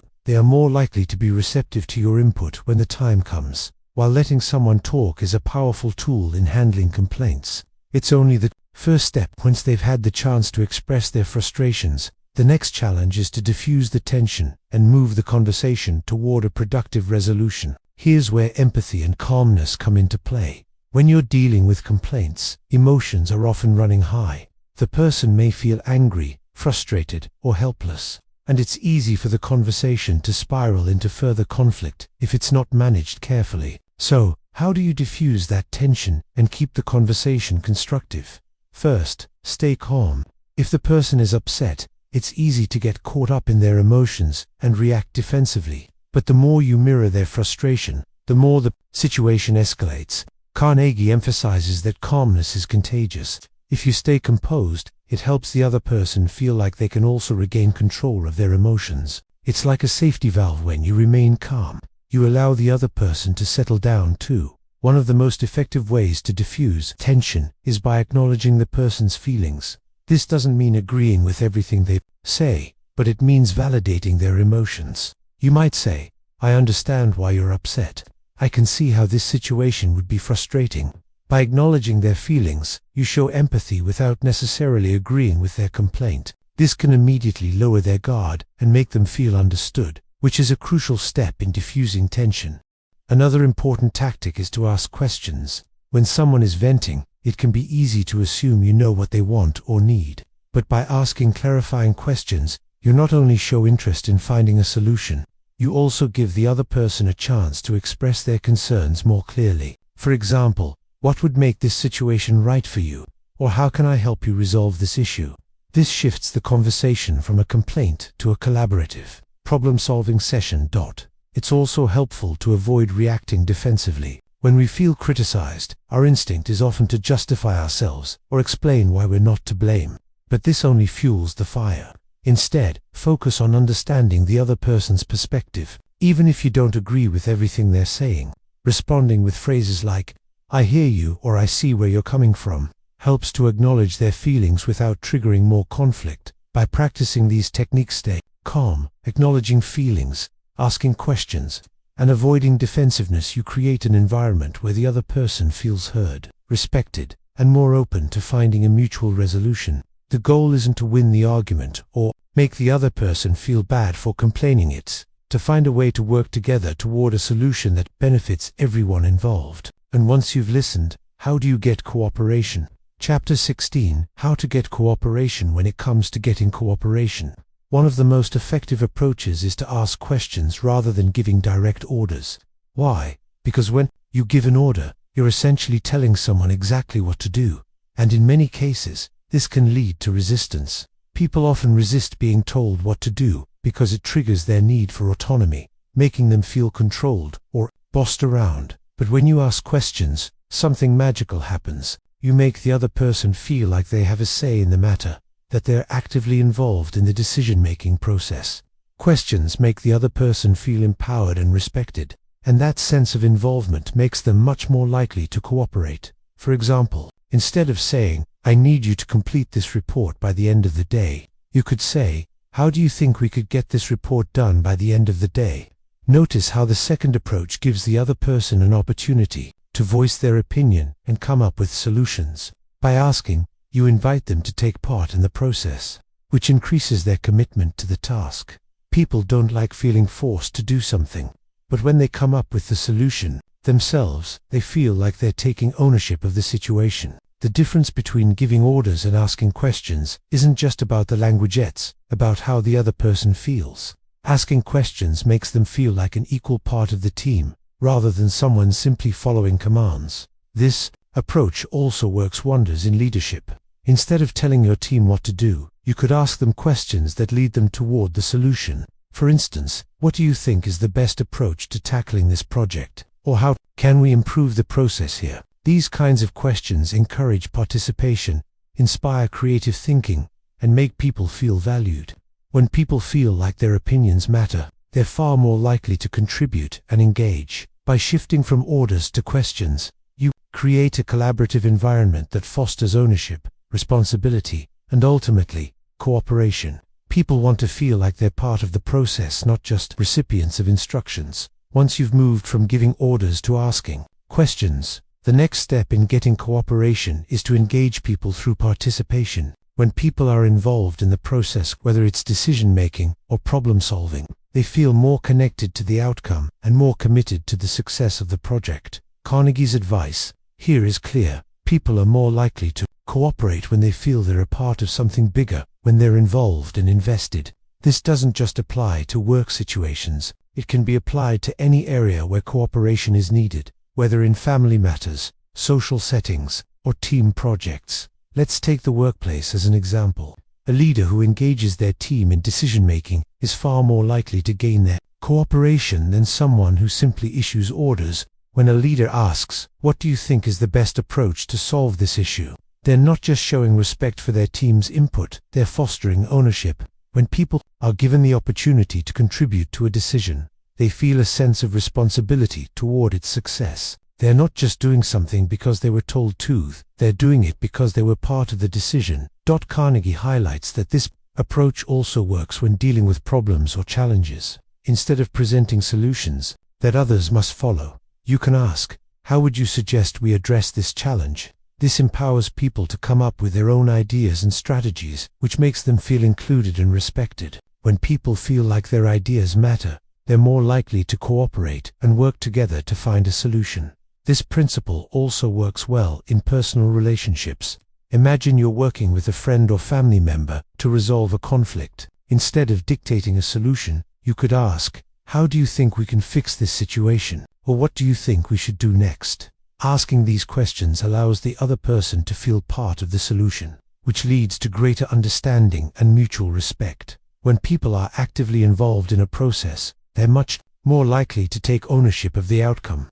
Whether you're managing a team, collaborating with others, or resolving a personal disagreement, engaging people through participation builds a sense of shared responsibility and commitment. Participation also helps to ensure that all voices are heard, which can lead to more creative solutions and better outcomes. It encourages collaboration and shows that you value the opinions of others. Involvement breeds cooperation, and when people feel like they have a stake in the process, they're far more likely to cooperate willingly and wholeheartedly. Carnegie then offers us a formula that can work wonders. Chapter 17a, formula that will work wonders for you. You've probably been in a situation where you're trying to persuade someone, but instead of getting the desired response, you end up with resistance. It's frustrating, right? Here's the thing, persuasion isn't about telling people what to do. It's about guiding them in a way that makes them feel like they're making the choice on their own. And that's where the art of suggestion comes in. Socrates, the ancient philosopher, was a master at this. Rather than telling people they were wrong, he would ask thought-provoking questions that led them to the answers themselves. Suggestion works in much the same way. It's about planting ideas in someone's mind and letting them come to their own conclusions. Imagine this: you need your colleague to stay late and help you finish a project. Instead of saying, "I need you to stay late," you could say, "How do you think we can best wrap this up before the deadline?"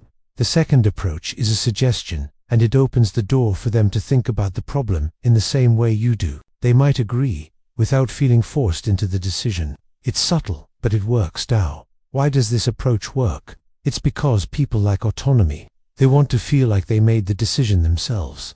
When you suggest something, you're not imposing your will, you're offering an idea, and the person feels empowered to accept it or suggest something else. The power of suggestion also lies in its timing. Rather than presenting your idea as the final solution, try framing it as a possibility. It's much more enticing to someone when they can see the benefit for themselves. The secret is to connect the suggestion to something they already care about, whether it's their values, goals, or interests. That way, they're not just agreeing with you, they're agreeing because it aligns with what they want. The beauty of suggestion is that it's not about manipulating others, about leading them to a solution that works for both sides. And when you make the suggestion, you create an opportunity for them to say yes, without it feeling like a forced decision. Now that we've explored the principles of suggestion, let's take a closer look at how to put it into action in everyday situations. The best part. This technique works everywhere, whether in personal relationships, business negotiations, or casual conversations. At work. Let's say you're trying to convince your team to adopt a new strategy. Instead of imposing the idea, ask, "What do you think about trying this approach? It might help us get better results." By phrasing it as a suggestion, you're inviting collaboration, making everyone feel like they're part of the decision process. People are more likely to embrace the idea when they feel they were involved in shaping it. The key is asking for their input, which makes them feel valued and respected. In personal relationships, in friendships or family matters, suggestion can be just as effective. Imagine you want to go on a trip with a friend, but instead of telling them what to do, you suggest, "I've been thinking about this amazing place we could visit. What do you think?" By presenting the idea as something they can contribute to, you engage them in the planning process, and it becomes a joint decision rather than a demand. This approach makes them feel included and more excited about the idea. In sales. In the world of sales, suggestion is a game changer. Instead of pushing a product onto someone, you could say, "Many of our clients have found that this product helps with insert benefit. How do you think it might help you?" The goal here is to suggest the product as a solution, but allow the customer to come to the conclusion themselves. By aligning the product with their needs, you're making it personal to them. People don't want to feel like they're being sold to, they want to feel like they're making the decision themselves. And suggestion makes that happen. When resolving conflict, when there's a disagreement or a tense moment, suggesting a solution can diffuse a lot of the tension. Instead of saying, "You're wrong," try saying, "I see your point, and I think if we do this, we might find a compromise that works for both of us." By suggesting a solution, you bring the conversation into a collaborative space, where both parties can work together to resolve the issue. This way, you avoid confrontation and focus on a joint resolution. But what does everybody truly want? Chapter 18. What everybody wants. Have you ever felt that deep satisfaction when someone recognizes your effort, or when something feels fair? It's a feeling we all crave, no matter who we are or what we do. Fairness and recognition are powerful motivators in our lives, and they play a huge role in how we relate to others. At our core, everyone wants to feel recognized for their hard work, their achievements, and their contributions. Whether in the workplace, at home, or in social settings, we all want to feel that our efforts are noticed and that we're treated fairly. When people feel like they've been treated fairly, it builds trust, and trust is the foundation of any successful relationship, personal or professional. Take a moment to think about it. When was the last time someone acknowledged your contribution? Perhaps it was at work, when your boss appreciated your hard work on a project, or maybe it was with a friend who thanked you for your support. How did it make you feel? Probably valued, right? You felt seen, and your effort was recognized. On the other hand, when people feel unappreciated or unfairly treated, it leads to resentment, frustration, and sometimes even disengagement. Recognition and fairness are not just about compliments or rewards. They're about showing respect for others and acknowledging their worth. Carnegie emphasizes that people, in general, are deeply sensitive to fairness. When they feel treated unjustly, they're much less likely to cooperate or give their best effort. Fairness is not just a value, it's a basic need. If someone feels they've been treated unfairly, it can feel like a betrayal. But when people feel that they've been treated with respect and fairness, they are far more likely to engage and cooperate. This is because recognition and fairness are key to maintaining positive relationships. Recognizing someone's effort, acknowledging their strengths, and treating them with fairness are not just nice things to do, they're powerful tools for building trust, influencing behavior, and creating loyalty. When you make people feel like they're being treated fairly and that their contributions matter, you build a bridge of trust that can stand the test of time. So, how do we make sure we're meeting people's deep-seated desire for fairness and recognition? The answer lies in empathy. Empathy is the ability to understand and share the feelings of others, and it's one of the most powerful ways to connect with people and show them that you value them. Empathy in action means seeing the world through another person's eyes and truly trying to understand their perspective. It's about stepping into their shoes and thinking about how they might feel in a given situation. When you actively listen and show that you understand their concerns, you show genuine empathy, which builds stronger, more trusting relationships. Carnegie shares that when you approach others with empathy, you're not only acknowledging their humanity, but also validating their experiences. People don't always need you to solve their problems, but they do need to feel heard and understood. When you empathize with someone, you create a sense of connection and support, which leads to greater cooperation. Let's consider a situation at work. Imagine a colleague is frustrated with a project. Instead of simply offering solutions, try responding with empathy. I can see how that would be really frustrating. It sounds like you've been putting in a lot of effort. How can I help? This response doesn't just address the problem, it acknowledges their feelings. When you show empathy, the other person feels validated, which makes them more open to your suggestions and more willing to collaborate. In a personal relationship, empathy is just as crucial. Think about a time when a friend was upset. Maybe they were going through a tough time, and instead of immediately offering advice or trying to fix the situation, you just listened. You might have said, "I'm so sorry you're going through this, I'm here for you." That simple act of showing empathy likely meant the world to them. It didn't require you to have all the answers, it just required you to be present and understanding. Empathy also means treating people with dignity, no matter their position, background, or status. When you treat others with respect and show that you understand their emotions, it makes them feel valued and important. This builds trust and creates an environment where people are more willing to open up, share their thoughts, and cooperate. Empathy doesn't just help in difficult situations. A tool you can use to strengthen all of your relationships. By demonstrating that you care about others' feelings, you're able to create lasting bonds based on mutual understanding and trust. People are more likely to work with you, support you, and stick with you when they feel that you genuinely care about them. Empathy in action is about more than just feeling sorry for someone. It's about acknowledging their humanity and making them feel seen and heard. By doing this, you meet one of the most important needs people have, the need for recognition and fairness, and you build stronger, more cooperative relationships. In the process, appealing to people's nobler motives works like magic, as Carnegie shows next. Chapter 19. An appeal that everybody likes of you. Ever been in a conversation where you were trying to convince someone to see things from your perspective, but no matter what you said, they just didn't seem to get it? One of the most powerful ways to shift the conversation and inspire action is by appealing to a person's higher motives. What do we mean by higher motives?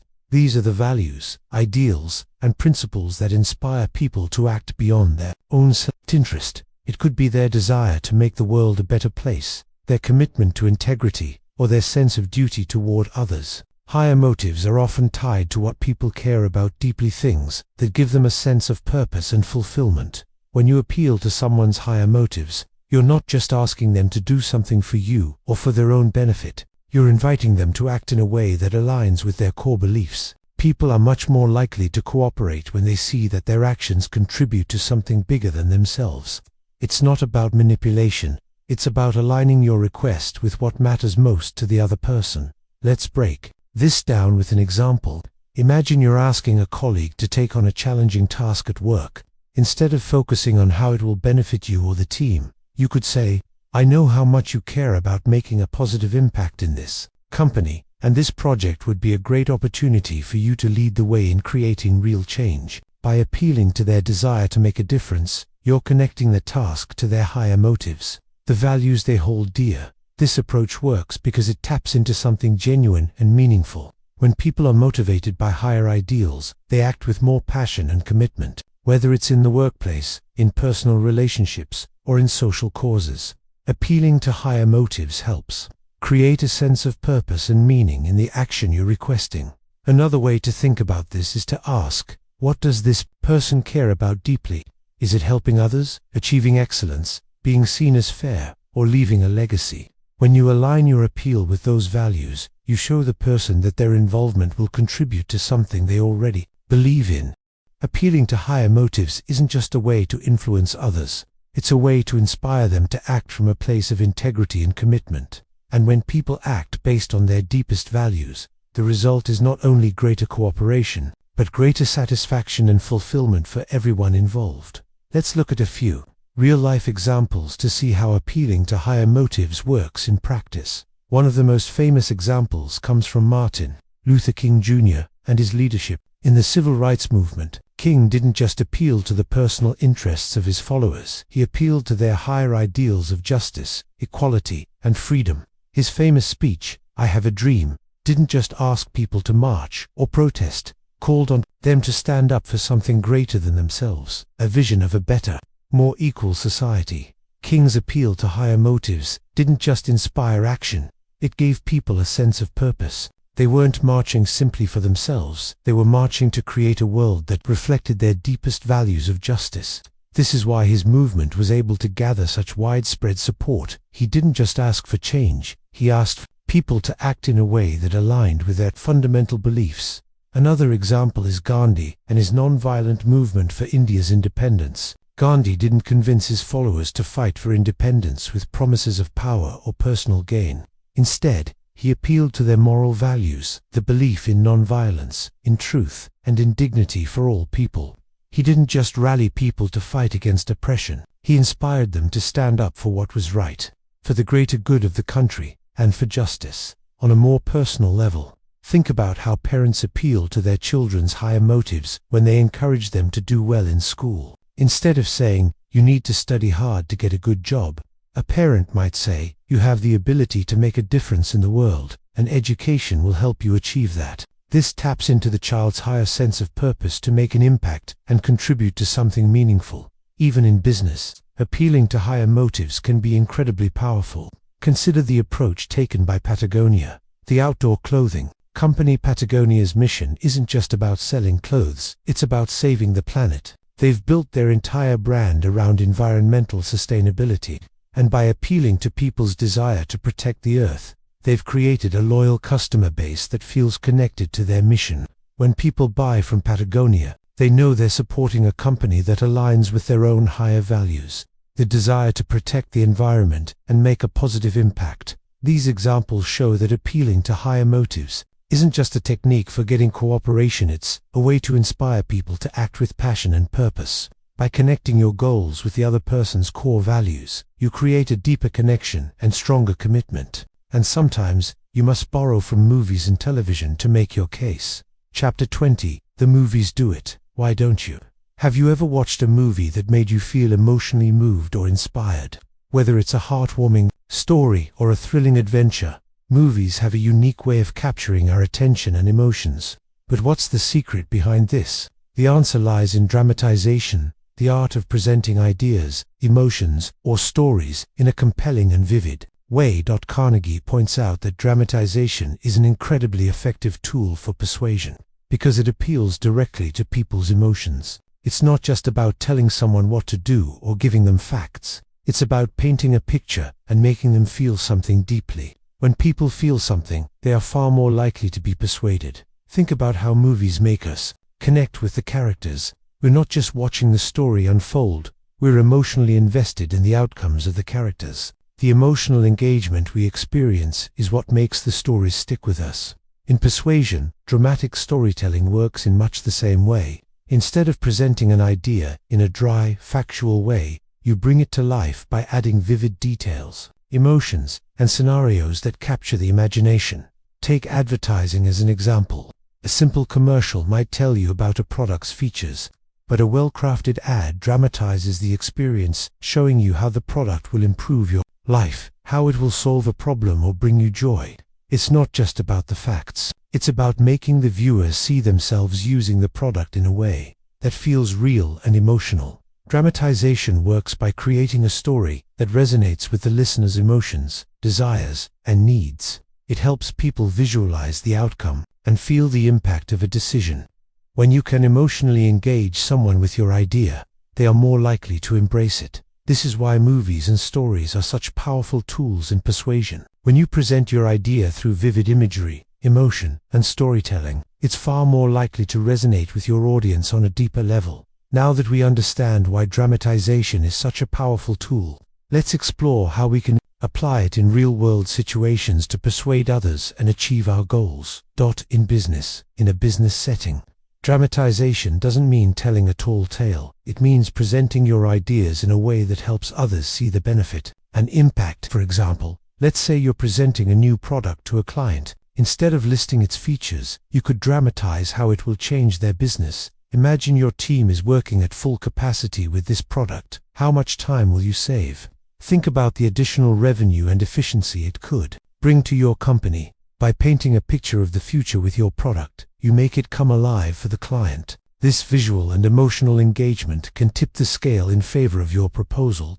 In personal relationships, when you're trying to convince a friend or loved one to make a change or try something new, dramatization can also play a key role. Instead of simply stating, "It's a great idea, you should try it," you could tell a story about someone who made a similar decision and saw incredible results.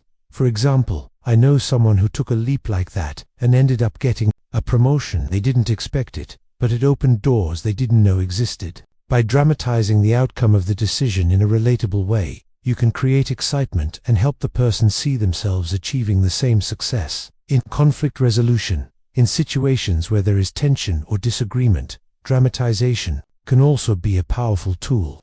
Instead of focusing on the problem, you can dramatize the positive outcome of resolving the issue.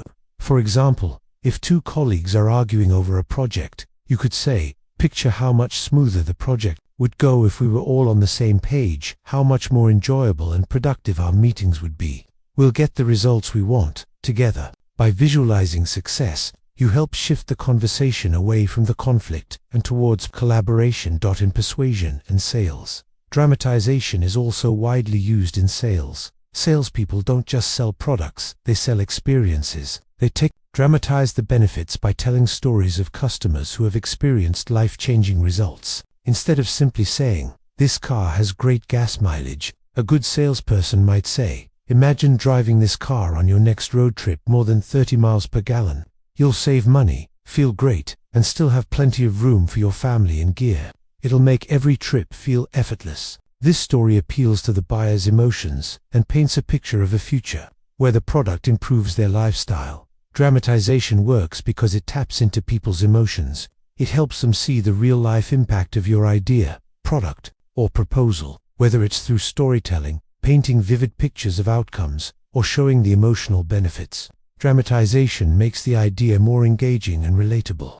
But when nothing else works, there is still one last method. Chapter 21. When nothing else works. Try this. Have you ever faced a situation where someone seemed unmotivated or lacked the enthusiasm to do something you needed? It's frustrating, right? The challenge of getting others to take action can be especially tough when they don't seem engaged. But there's a powerful tool you can use to spark motivation. Challenge. People are often motivated by challenges because they give us a sense of purpose and achievement. Think about it: when someone challenges us, it taps into our natural competitive instincts, or it pushes us to rise to a task that feels worthwhile. We all want to prove ourselves, and when we're presented with a challenge, it's like we've been handed an opportunity to show what we're capable of. Carnegie understood this principle well. When nothing else works, when motivation seems low, or resistance seems high, the key is to challenge others in a positive way. Instead of pushing or pressuring them, you can turn the situation around by inviting them to rise to a challenge. For example, let's say you're working on a project with a colleague who seems disengaged. Instead of telling them what needs to be done, you could say, "I know this is a tough task, but I believe you have what it takes to really make a difference here. What do you think you could do to move this forward?" By framing the situation as a challenge, you make them feel like they're part of something important and worthwhile. You've moved them from a passive role to an active one, and suddenly, they're invested. This principle can be applied in all areas of life, Whether it's encouraging a child to study harder, motivating a team to finish a project on time, or pushing yourself to achieve a goal, challenges create opportunities for growth. The key is in the framing. Instead of seeing obstacles as burdens, you encourage others to see them as opportunities to excel. What makes challenge so effective is that it taps into a person's inner desire for self-improvement and recognition. When you present a challenge, you're giving them a chance to prove to themselves that they can achieve something difficult. This creates a sense of accomplishment, pride, and self-worth. For example, think about how competitive sports work. Athletes are constantly faced with challenges, whether it's competing against others, reaching a personal best, or overcoming physical limits.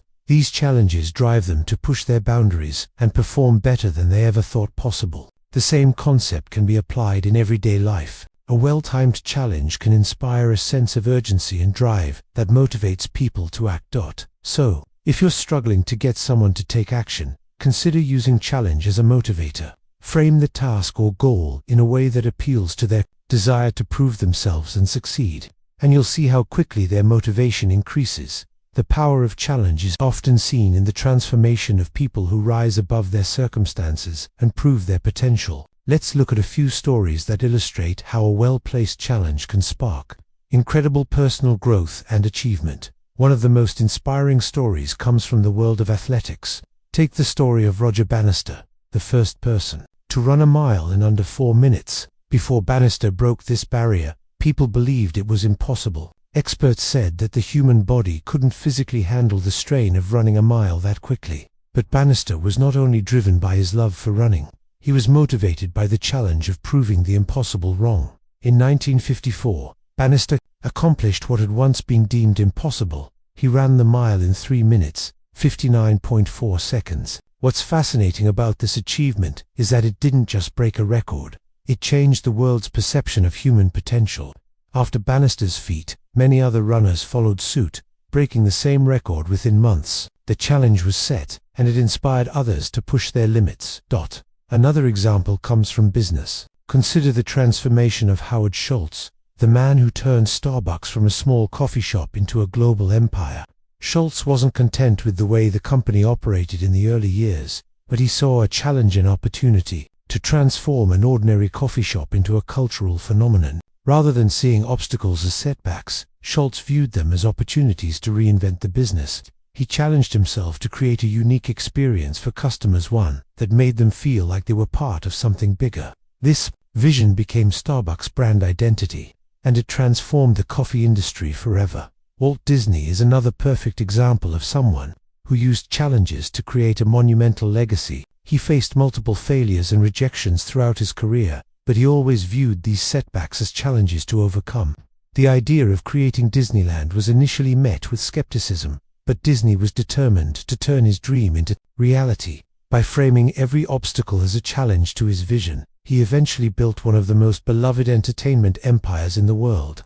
Disneyland became a place where imagination met reality, and that success is a testament to the power of accepting and embracing challenges. Closer to home, think about personal transformations. Many of us have faced moments where we felt stuck or unmotivated. Maybe we struggled with a personal goal like losing weight or learning a new skill. But once we framed those goals as challenges, we often found ourselves pushing through limitations we once thought were impossible to overcome. For example, someone who struggled with fitness might find inspiration by taking on the challenge of running a 5K or joining a fitness class. The challenge gives them focus and direction, helping them break through barriers they never imagined they could. These stories show us that the key to transformation is often the willingness to face a challenge head-on. Challenges inspire growth, and they push people to reach their fullest potential. When we embrace challenges, rather than shy away from them, we unlock the possibility for incredible change. Finally, Carnegie teaches how to lead without offending or arousing resentment.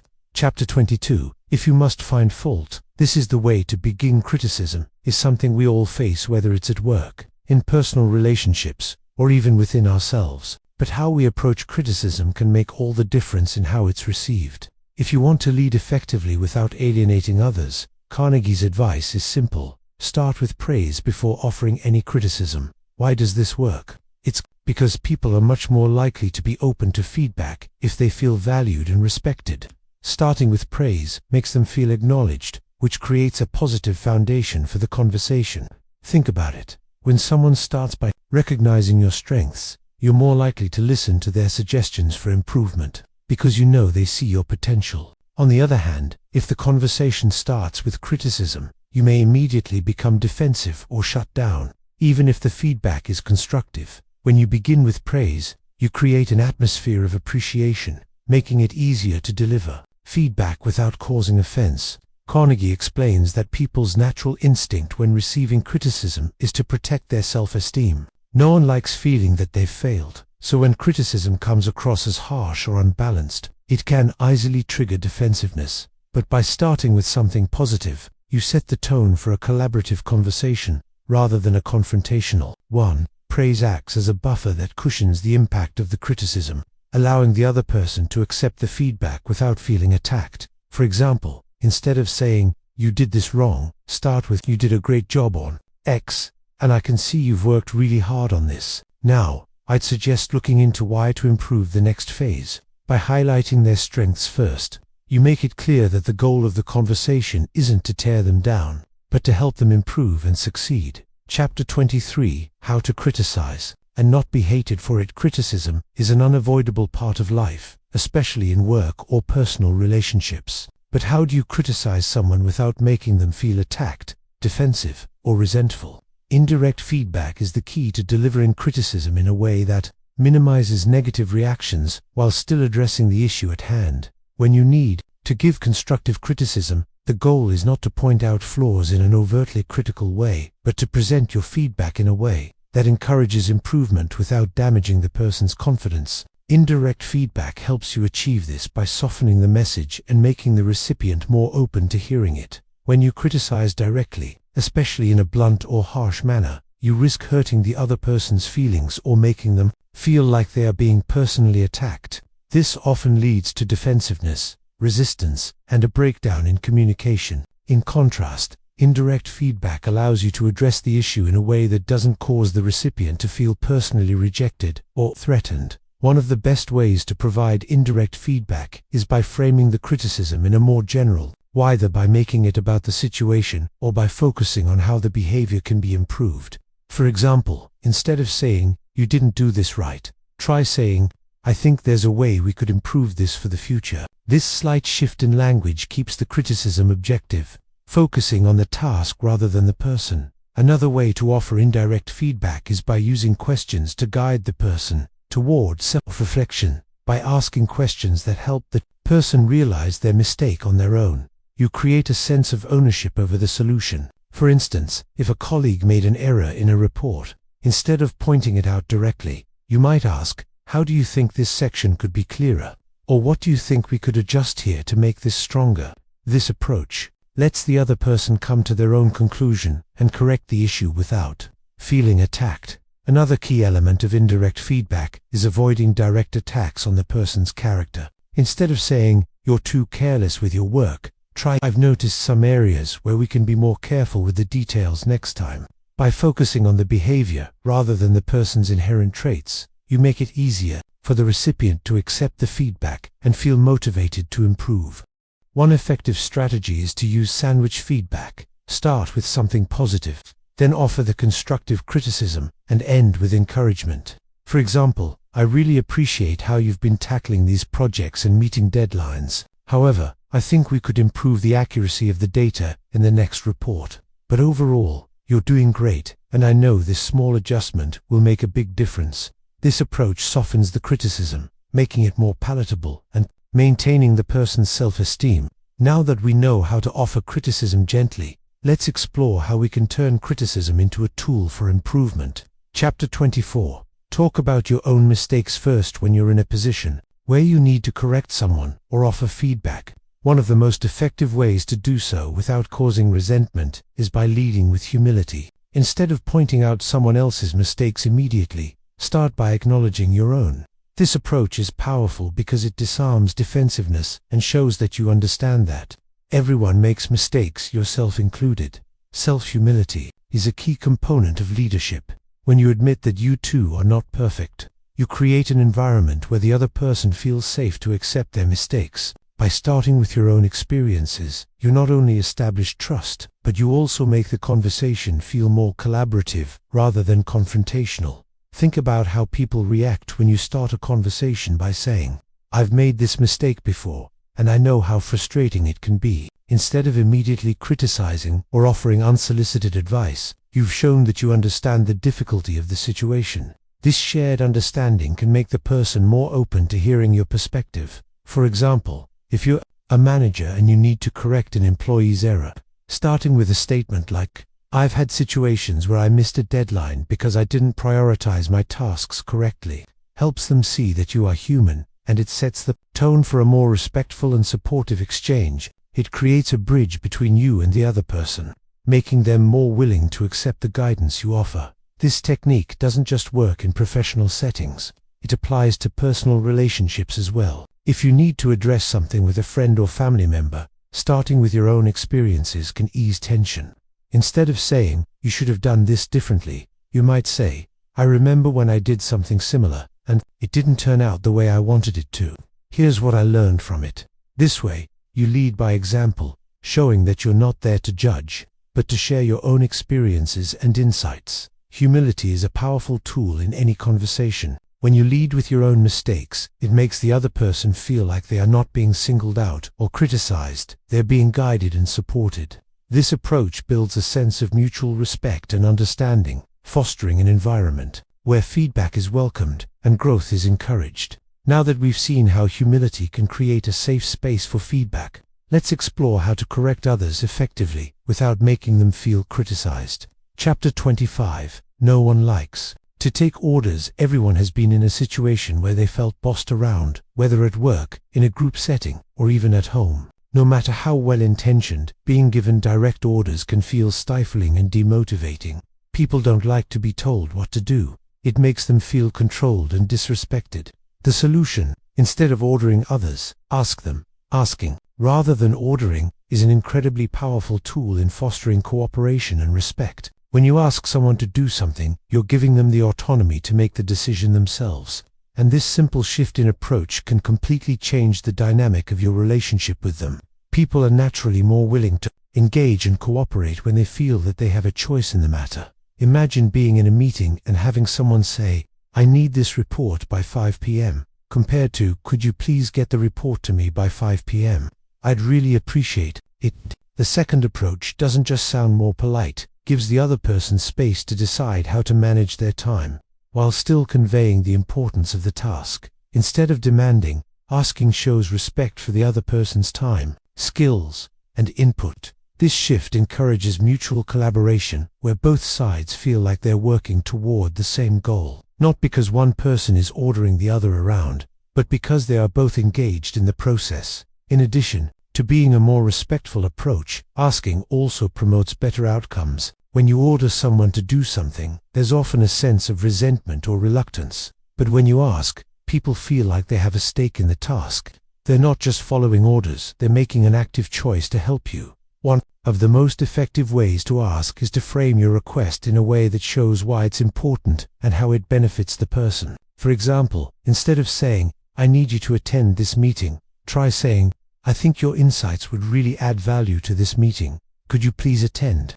By framing the request this way, you show respect for their time while also demonstrating why their presence matters. People are far more likely to cooperate when they see the mutual benefit in their actions. This approach doesn't just work in the workplace, it can be applied in any setting, whether it's with family, friends, or even strangers. For example, if you're asking a family member to help with chores, instead of saying, "You need to clean the kitchen," try, "I could really use your help in cleaning the kitchen. Would you mind pitching in for a bit?"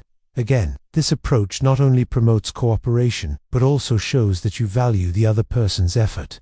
Now that we understand how asking fosters cooperation, let's explore how to inspire willingness through collaboration. Chapter 26. Let the other person save face in any situation where there's criticism or conflict. One of the most important things you can do is to protect the other person's dignity. Saving face, preserving someone's sense of self and honor is essential to maintaining positive relationships.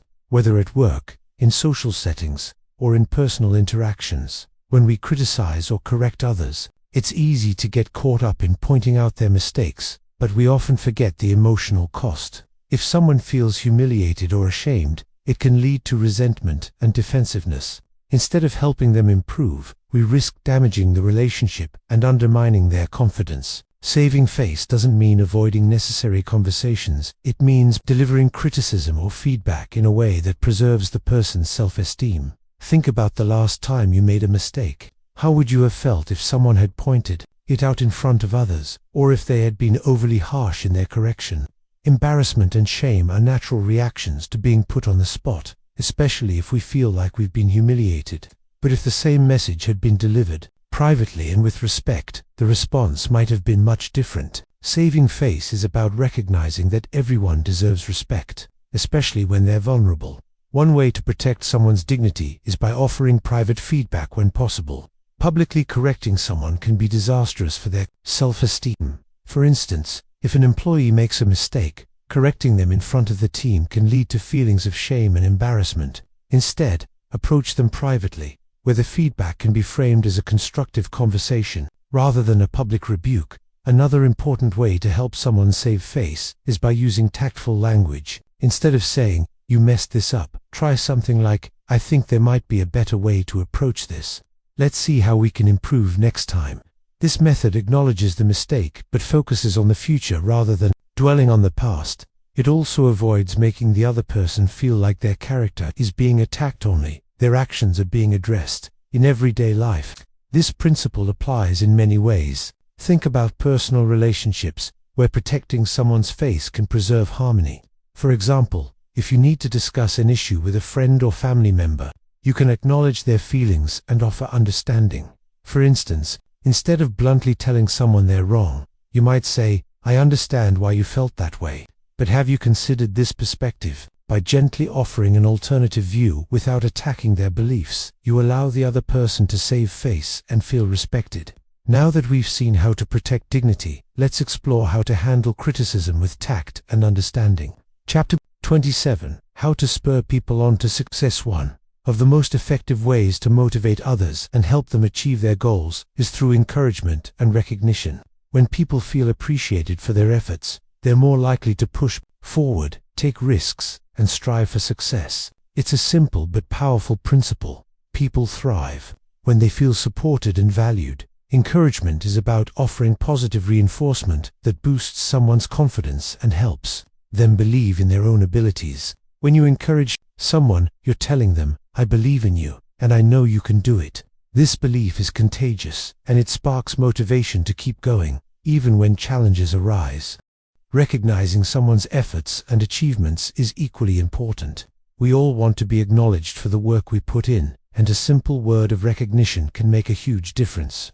Recognition isn't just about praising, about showing people that you see their hard work, dedication, and progress, regardless of the outcome. Let's take a moment to think about the people in our lives who've encouraged us. Maybe it was a mentor, a teacher, or even a friend who told us, "You can do this," when we were doubting ourselves.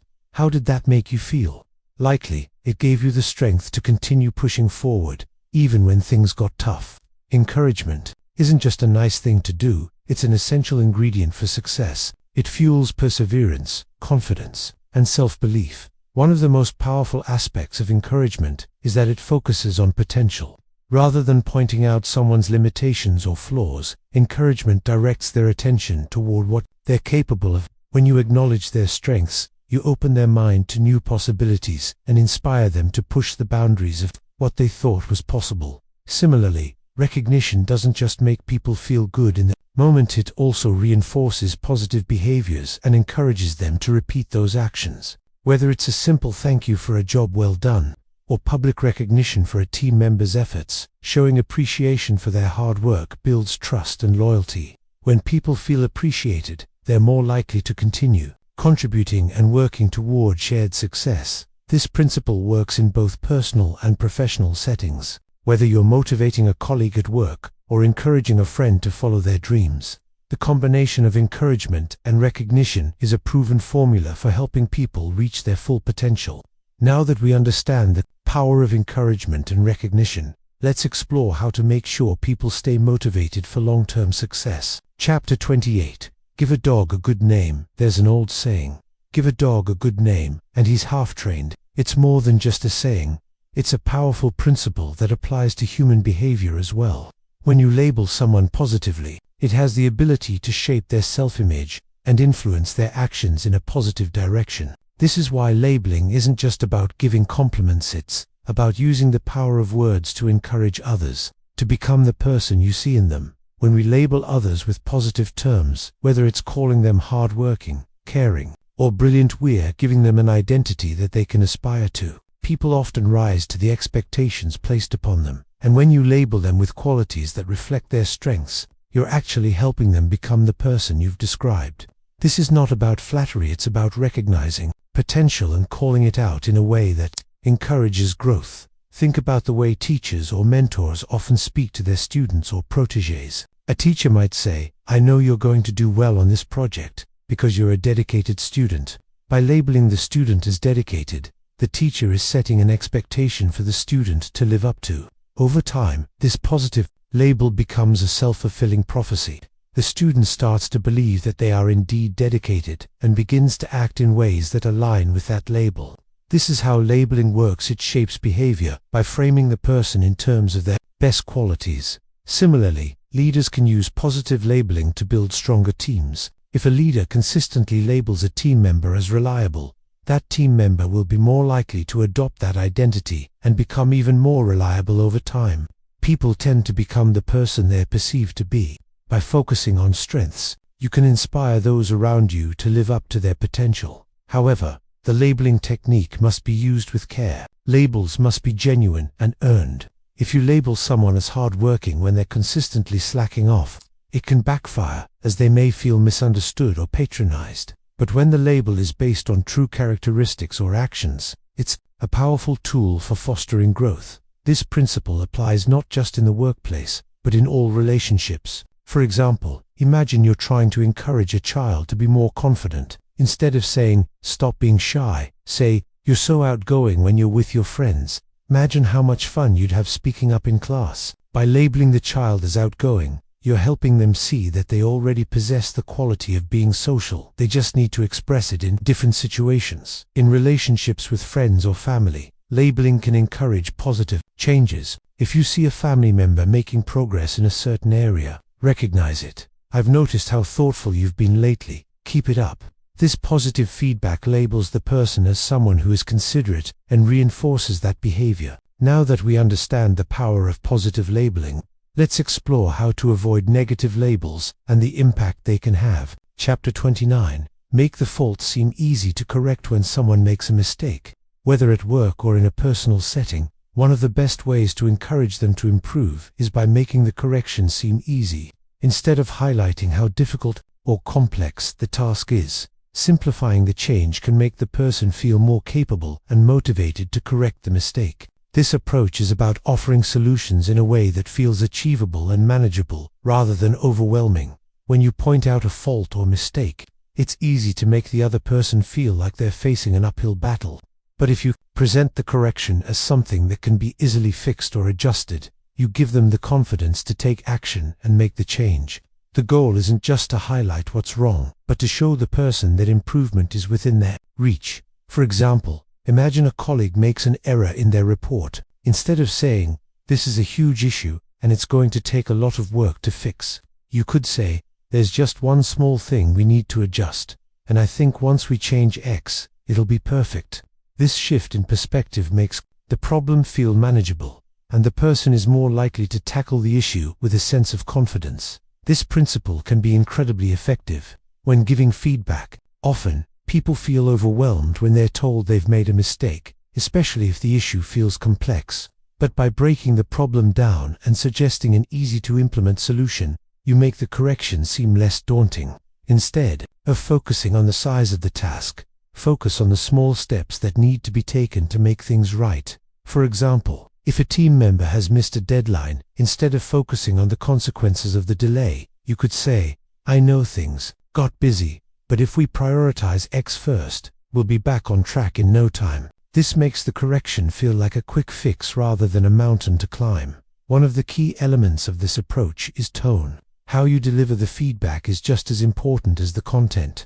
A calm, positive tone can transform the perception of a mistake, making it seem less like a failure and more like an opportunity for improvement. By simplifying the correction and focusing on how easily it can be fixed, you help the other person feel capable, motivated, and ready to make that change.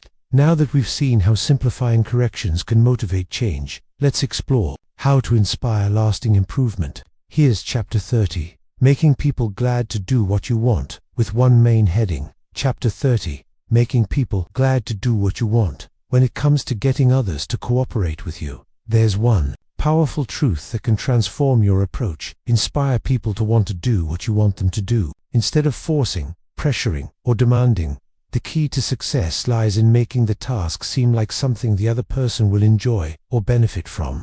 This is the heart of inspiring cooperation. It's not about manipulation or trickery. It's about framing your request in a way that feels natural and mutually beneficial. The first step is to focus on the other person's needs, desires, and motivations. People are far more willing to cooperate when they feel like they are gaining something from the interaction. So, before asking someone to do something, think about what they want, not just what you want. For example, if you need a colleague to work late on a project, instead of just asking them, "Can you stay late tonight?" try asking, "I could really use your expertise to get this project done quickly.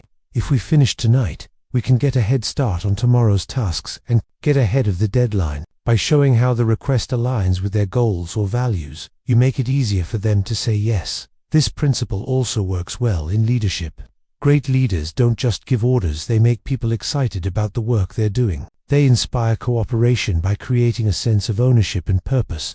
When people feel like they're contributing to something important or meaningful, they're naturally more willing to put in the effort. For example, a manager who inspires their team with a clear vision for the future, acknowledging everyone's contributions, will likely see much more enthusiasm and commitment from their team. One of the most effective ways to inspire cooperation is by showing appreciation. People are more likely to do something for you if they know you value their time and effort. Recognition isn't just about offering praise after a task is completed, it's about acknowledging someone's potential and contributions before they even begin. A simple, "I know you're the perfect person for this task," can motivate them to take action, because it shows you trust them and believe in their abilities. Another powerful method is to appeal to their sense of pride. Everyone wants to feel competent and respected. When you make the person feel that completing a task will reflect positively on their skills or character, they are much more likely to be eager to do it.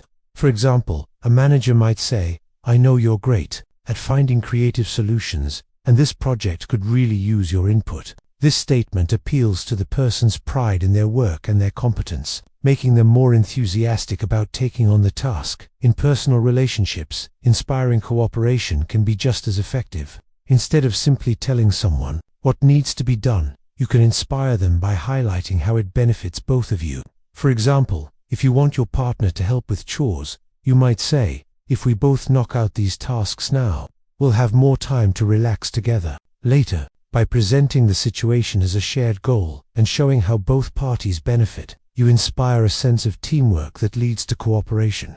Inspiration is about making the task feel easy, rewarding, and aligned with the other person's interests. When you inspire others to do something, you're not just asking for their help, you're creating a sense of shared purpose that makes them feel motivated and excited to contribute. Now that we've explored how to inspire cooperation, let's wrap up with some final thoughts on how to use these principles effectively. As we come to the end of our journey through the timeless principles of how to win friends and influence people, it's important to take a moment and reflect on what we've learned. Each chapter has provided valuable insights into how we can improve our interactions with others, whether in our personal lives or in professional settings. Mastering relationships is truly the key to mastering life. Let's briefly recap the core principles that can transform the way we engage with the world around us. First, we learned about the power of genuine appreciation and recognizing others' worth. Whether it's in the workplace or in friendships, when we make others feel valued, they are more likely to open up, cooperate, and build trust with us. Recognition is the bridge to deeper connections. Next, we explored how smiling and making a good first impression can set the tone for successful interactions. When we greet others with warmth, we make them feel comfortable, valued, and more willing to engage with us in a positive way. We also discovered the incredible power of listening. It's not just about hearing what someone says, but about truly understanding their thoughts and feelings. Active listening builds trust and makes others feel heard and appreciated. Another important lesson was that criticism should always come with kindness and humility. By starting with praise, offering constructive feedback, and focusing on the behavior, not the person, we create an environment where others feel respected and motivated to improve. And let's not forget the concept of positive labeling. When we call attention to someone's strengths and potential, we inspire them to live up to those expectations and become the best version of themselves. Words are powerful, and the labels we use shape how others see themselves and behave. We also delved into the importance of asking questions instead of giving orders. People prefer to be involved in decision-making, and by engaging them through questions, we make them feel empowered to act. In handling complaints or conflicts, we learned the art of letting others save face. By offering feedback with empathy and protecting their dignity, we ensure that relationships stay intact, even when there are issues to address. The power of gentle criticism and recognizing others' mistakes was another key lesson. By presenting faults in a way that feels constructive, not accusatory, we avoid creating resentment and instead foster an atmosphere of growth and improvement. Finally, we explored the magic of inspiring cooperation through encouragement, recognition, and positive labeling. When people feel motivated, recognized, and empowered, they naturally align with our goals and are more likely to support our ideas and efforts. As we bring this book to a close, think about the powerful impact that these principles can have on every aspect of your life. Mastering relationships is truly mastering life. Think about your career, where every opportunity is built on the foundation of trust, communication, and collaboration. Whether you're leading a team, building a network, or negotiating a deal, the ability to connect with others is at the core of professional success. Then, think about your personal life, your family, your friendships, your romantic relationships. These are the relationships that truly shape your happiness and fulfillment. When you practice these principles, showing empathy, offering recognition, and encouraging others, you create a foundation of mutual respect and support that can last a lifetime. Mastering these skills isn't about manipulation or tactics. It's about genuinely understanding others and creating an environment where everyone feels valued and motivated to contribute. It's about fostering connections that bring out the best in each other, helping everyone grow and thrive.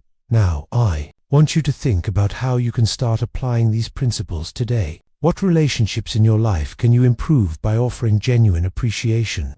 Where can you be more empathetic or offer encouragement? How can you change the way you communicate to create more cooperation and trust?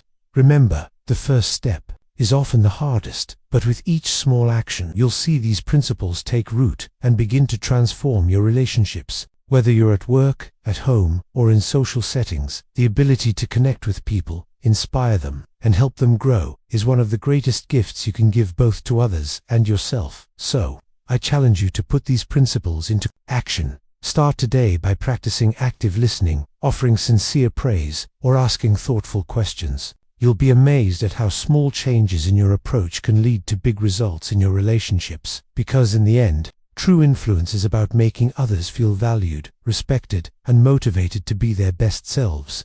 When you master that, you'll not only win friends, you'll have the power to positively shape the world around you.